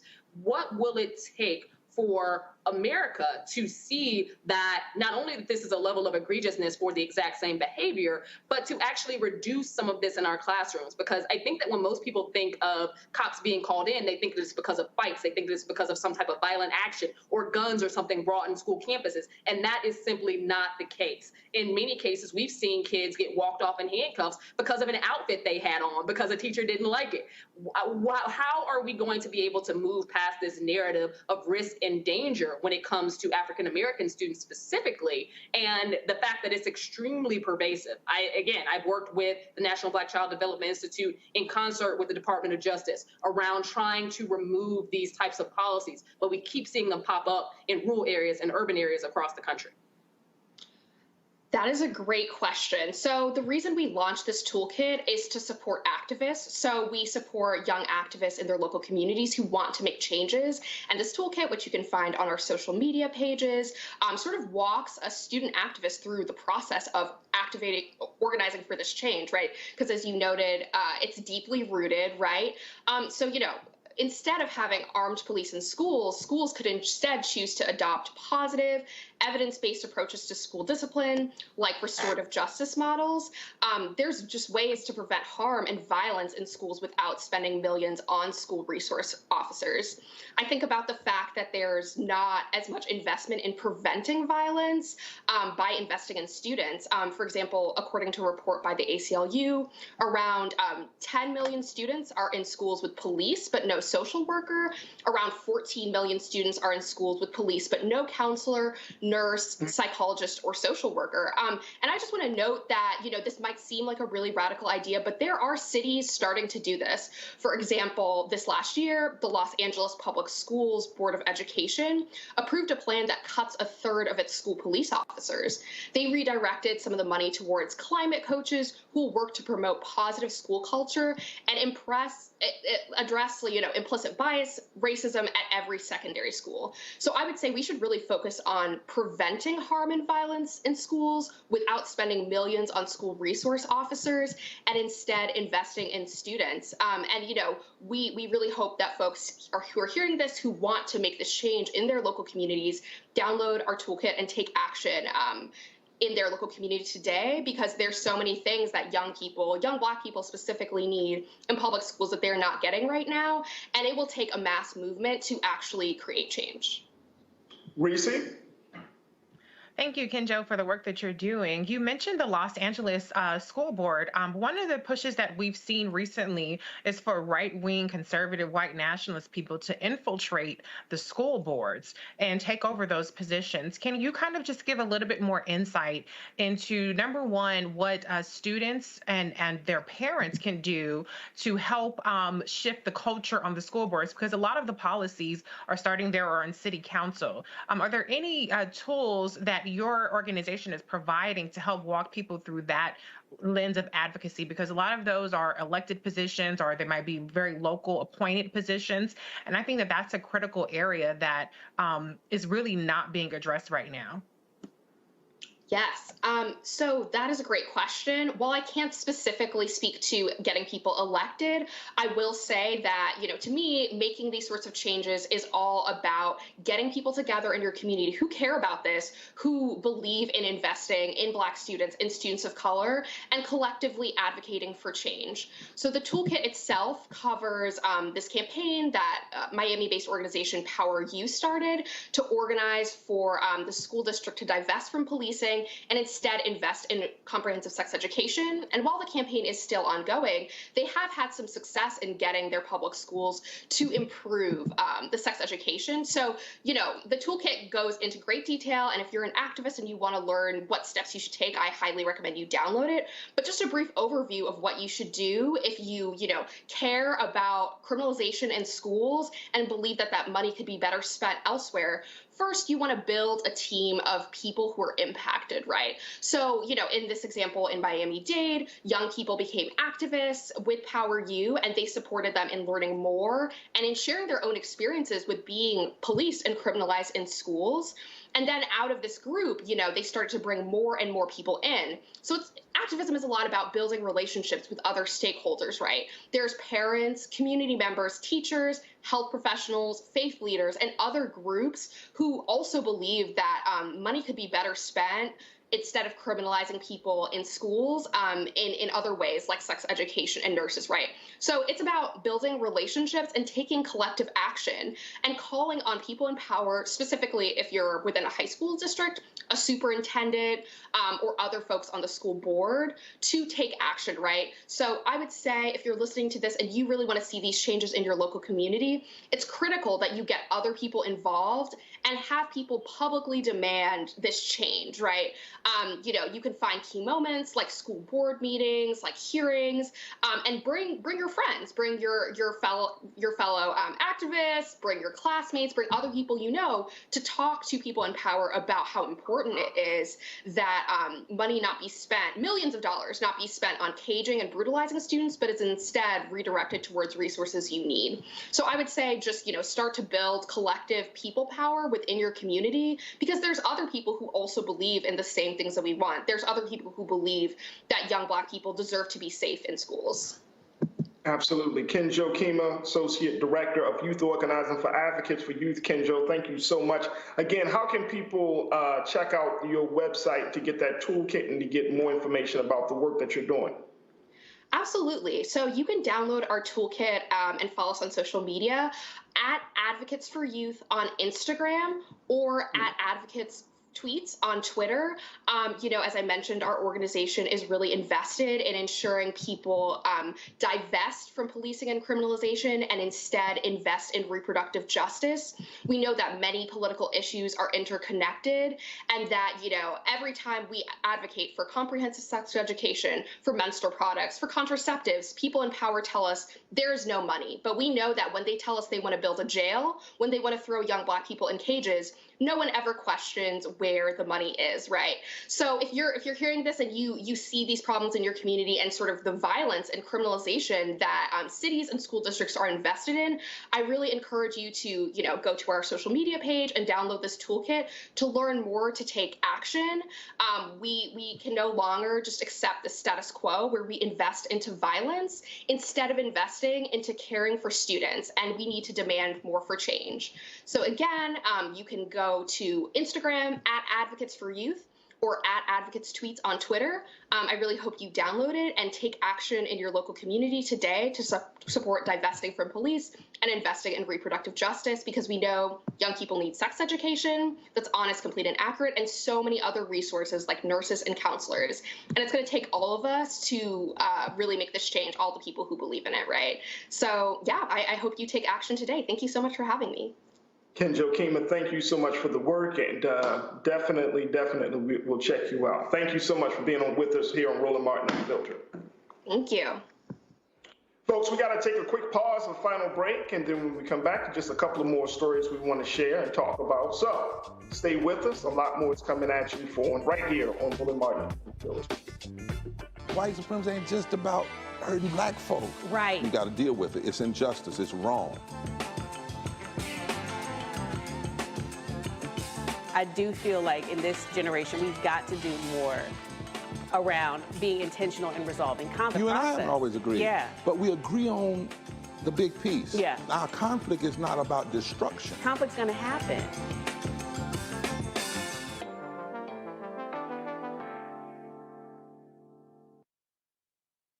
Before Till's murder, we saw struggle for civil rights as something grown-ups did. I feel that the generations before us have offered a lot of instruction. Organizing is really one of the only things that gives me the sanity and makes me feel purposeful. When Emmett Till was murdered, yeah, that's what attracted our attention.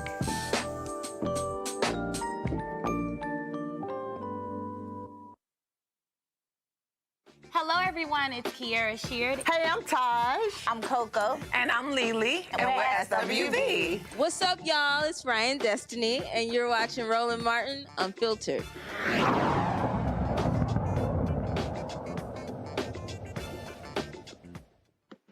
R. Kelly, folks. R. Kelly has officially, after 3 days, R. Kelly finally has a jury. Yes, that's the big news that's coming out. 7 men and 5 women will decide whether R. Kelly is guilty of a long list of federal sex crimes and racketeering charges. There are 6 alternates who are all women. The jury's racial makeup is unknown. The jurors' identities will remain anonymous, and they will be partially sequestered. Now, opening statements are set for August 18th and will last about 4 weeks. Now, according to the federal indictment, R. Kelly is facing 20 years on federal charges that include racketeering, bribery, sexual exploitation of a child, kidnapping, forced labor, Mann Act, violation of the Mann Act, transportation of the Mann Act, coercion and enticement of Mann Act, and the coercion of a minor. Now, how did R. Kelly get here? Here's a brief timeline of how all of this began. On August 31st, 1994, he married his 15-year-old protege, Aaliyah Harton.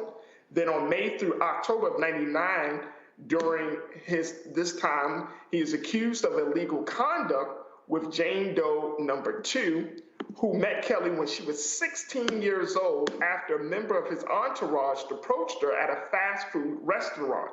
Now, prosecutors say that Kelly filmed their sexual intercourse multiple times, creating child pornography.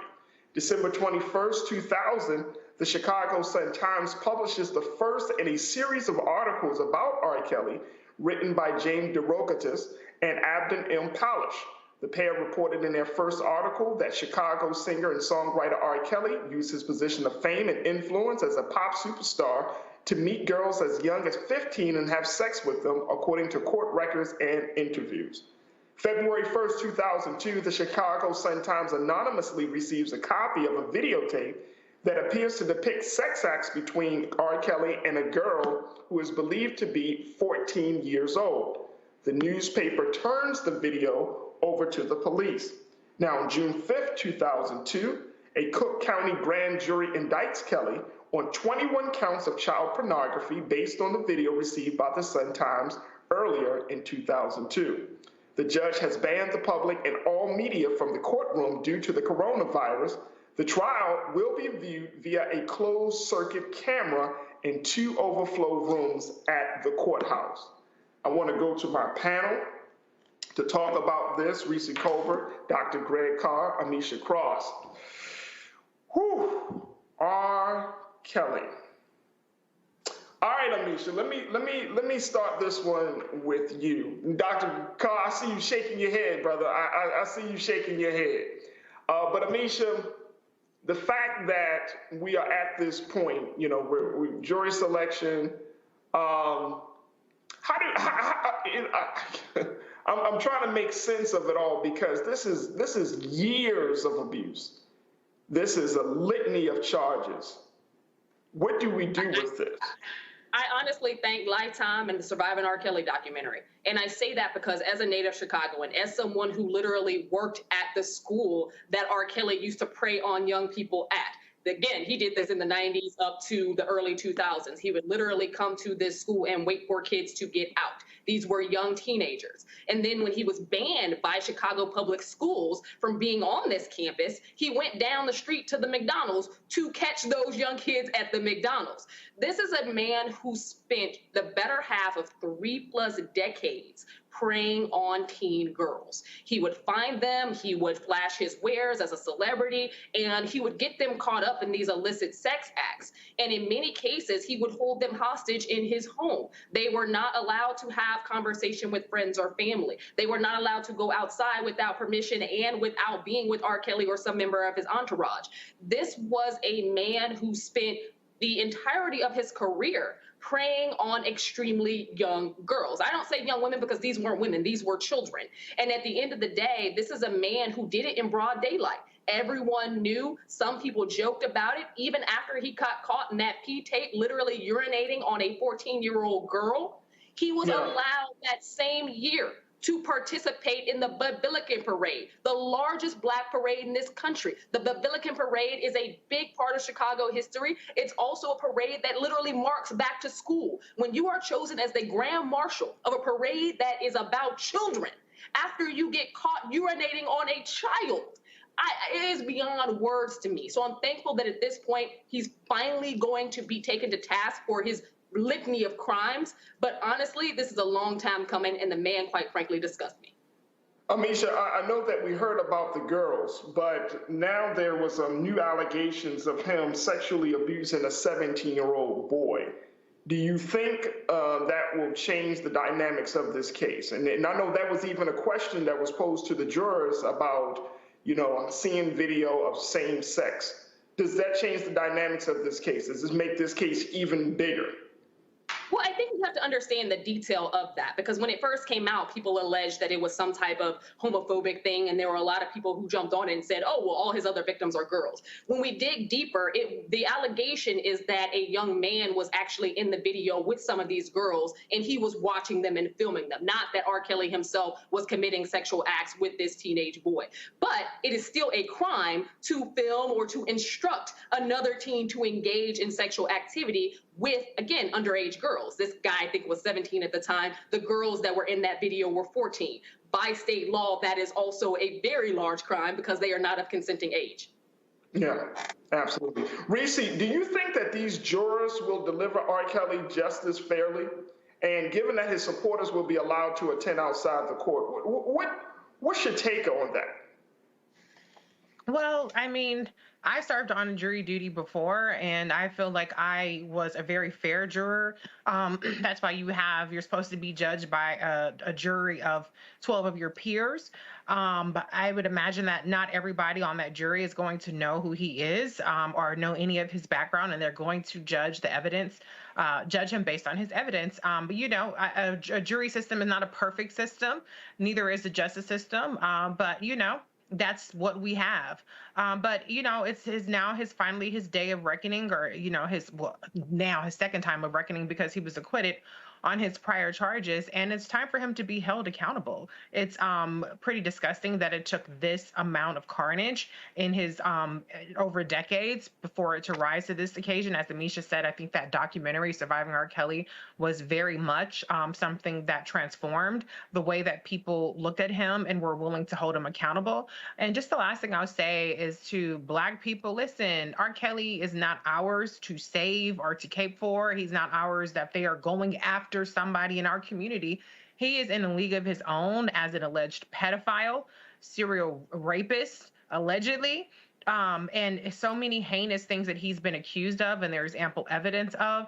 And so I would just encourage Black people. I know sometimes, I've seen it over the years. Oh, what about Harvey Weinstein? What about this person? What about that person? A lot of people felt that, Bill Cosby was vindicated and exonerated. Please, let's just not turn this into they're taking another Black man down. I know I'm going to get fried up at YouTube, child, because they always think I'm just here to dump on Black men, which is ridiculous. but this is not something that we need to own as a community, as a person that we need to wrap our arms around. We need to deal with the rampant sexual abuse. I'm not going to say, maybe rampant is not the right word, but we need to deal with the problem of sexual abuse within our own communities, and the fact that predators like R. Kelly are able to roam free, as Amisha said, in broad daylight for decades. That's an issue, and we have to address it. And before you get to Dr. Carr, I will say this to add to Reese's point just for a second. I don't think you should take back rampant. At the end of the day, 9 in 10 Black girls who are under 14, have been sexually harassed or sexually assaulted in our community. So we have to be very real and very honest about what is going on, and we cannot afford to sweep it under the rug because our young girls are suffering. Thank you. And I was going to ask you very quickly, do you think that now that we're at this point and that his trial is going to be made public via media, does it force us to have a different conversation around sexual abuse and sexual, even older men, girls relationships? I mean, does it force us to have some different conversations at this point? Well, I see Dr. Carr, he's shaking his head, and I'm assuming he's probably going to say what I would say, which is I don't actually think so. I don't think that we're ready in our community to change the language and the way that we speak about how Black girls, to Amisha's point, are preyed on. They're called fast. They're overly sexualized, even from a very, very young age. And, they're kind of, portrayed as vixens and as the ones who are the predators instead of the ones that are being preyed upon. And so, no, I don't think that this particular case is going to change that. I think it's going to take a lot of soul searching within our community to decide that we're going to protect Black women and Black children. And it's not only Black girls that are victims of sexual abuse, it's also Black boys and Black men. So I unfortunately, I don't have any faith of us having that reckoning. Like I said, that reckoning didn't happen with any of these other high profile cases. And so I don't expect that that's going to be the case now. He's not at the point where he can make music to distract people. But I mean, even when you look at, and I'm not trying to compare whatsoever in terms of the scale of the crimes, but if you look at what's happened with the baby and some of the and Tory Lanez, who allegedly shot Megan Thee Stallion, and she was demonized, and she's a Grammy award-winning rapper, super famous, has a lot of fans, very beloved, and yet she was turned into the villain in this, and she still is villainized over her own assault. So no, in our community, we do not protect Black women, we do not protect Black children, men, boys, and girls, and R. Kelly is not going to change that. But at a minimum, his victims hopefully will receive justice and vindication for the abuses that they've suffered. Dr. Carr, what's your take, sir? Reese just said, I agree. It's not going to change anything. I mean, I believe that, belief is the wrong word. Community doesn't exist along these artificial lines. There are some real gendered issues in terms of violence. There's some real gender issues. But when you talk about the baby, I don't care whether it's the baby. I don't care whether it's Megan Thee Stallion. I don't care whether it was Cardi B allegedly drugging people. Not alleged. I guess she said she did. Anyway, my point is the idea of sex and violence is essential and central. And in terms of this changing the dialogue, yeah, I mean, being R. Kelly certainly brought these things, kind of to focus again and back. But, looking at the jury selection in Brooklyn, realizing that on that jury of 7 men and 5 women who they've sequestered now, we don't know much more about that, but I know in terms of the Batson challenges, lawyers will tell you about Batson challenges. A Batson challenge is when you say either the defense or the prosecutor struck someone from the jury pool based on race. And there were 3 Batson challenges, Batson versus Kentucky is the case, that the defense said that the prosecutor tried to get rid of 3 Black women out of the jury pool. And so then the judge has to ask the prosecutor or the defense why you did it. And in the case, the judge said, okay, that survives the Batson challenge. It's pretty weak because what the prosecution said, they asked them some questions. And the response was, one of the jurors said, prospective jurors, well, people, have their own ways and they can do what they want. Somebody else said, who was struck, well, they willingly went over there and chose to stay with him. Now, on the side of the prosecution, they accused the defense of trying to get rid of 7 people out of the jury pool who were white. And those survived Batson challenges as well. Now, where am I going with that? And this is the part where I say it's difficult to imagine where this is going to change. At the end of the day, class is going to play a role in this. Can this jury be hung? Is R. Kelly going to be convicted of any of these charges? If you put a gun in my head and said predict yes or no, and you can only pick one, I'm going to go with no. Why? Because, to quote perhaps the most important in terms of making this very essential and putting it where we can get it, theoretical analysis of this, the great Huey Freeman in the Boondocks. Hey, what the hell is wrong with you people? Every famous Negro that gets arrested is not Nelson Mandela. Yes, the government conspires to put a lot of innocent black men in jail on fallacious charges, but R. Kelly is not one of those men. We all know the Negro can sing, but what happened to standards? What happened to bare minimums? You a fan of R. Kelly? You want to help R. Kelly? Then get some counseling for R. Kelly. Introduce him to some older women. Hide his camcorder. But don't pretend like the man is a hero and stop the damn dancing. Act like you got some damn sense, people. And I have no hope. As long as we tangle up in this culture of violence, whether it be Hugh Hefner or Harvey Weinstein, whether it be Woody Allen or Cuomo, as long as we're in this society and as long as our young people go, I don't give a damn whether it's Lil Nas X or Megan Thee Stallion. I see what we dance to. And if one of them people on the jury, R. Kelly's going to walk free. Don't get mad in advance. Just understand where we are.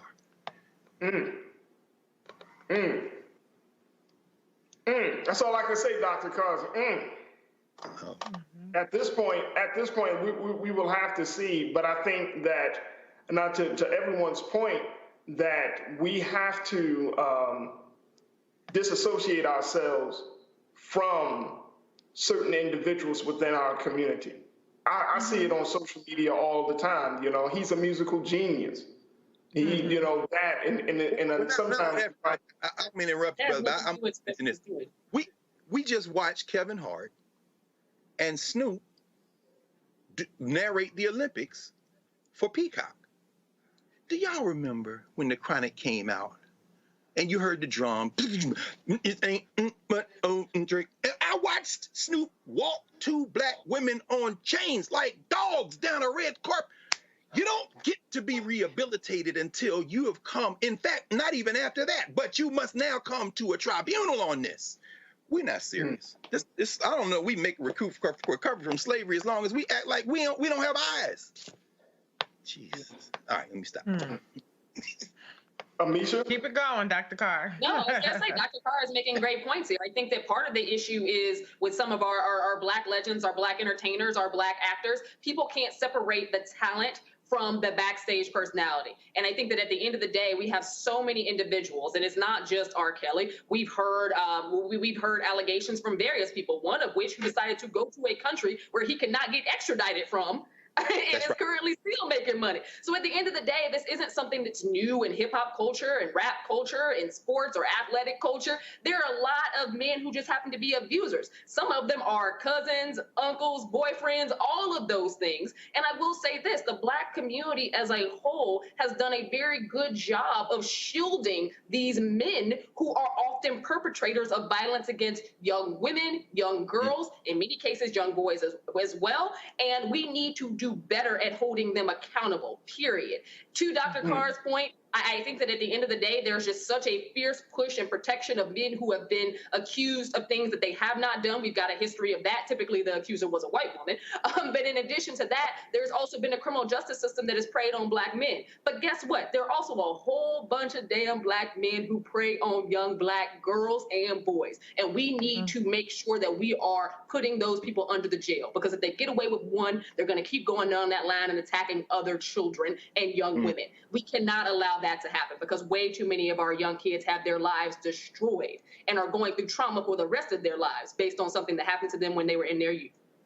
Yeah, absolutely. We're going to have to end it right there, but I want to thank each one of you for being with me tonight to talk about these stories. Reese Colbert of Black Women Views, Dr. Greg Carr, Chair, Department of the Afro-American Studies at Howard University, and Anisha Cross, Political Analyst and Democratic Strategist. Thank you so much, family, for joining us tonight. Good job. Thank you, brother.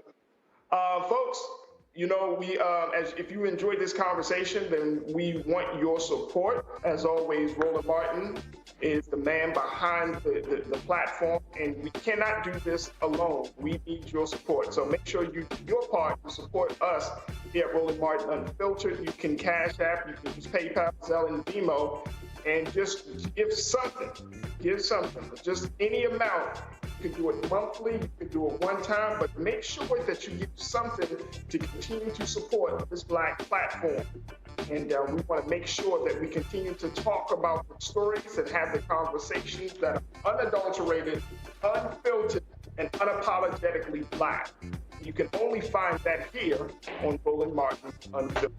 I'm Faraji Muhammad, sitting in for the big guy, Brother Roland Martin, and I'm thank you so much for your time with us tonight. Make sure you follow us on all social media platforms. And of course, make sure that folks know that we are bringing the funk each and every day here on Roland Martin Unfiltered. In the words of my big brother, Brother Roland, thank you for tuning in. Holla!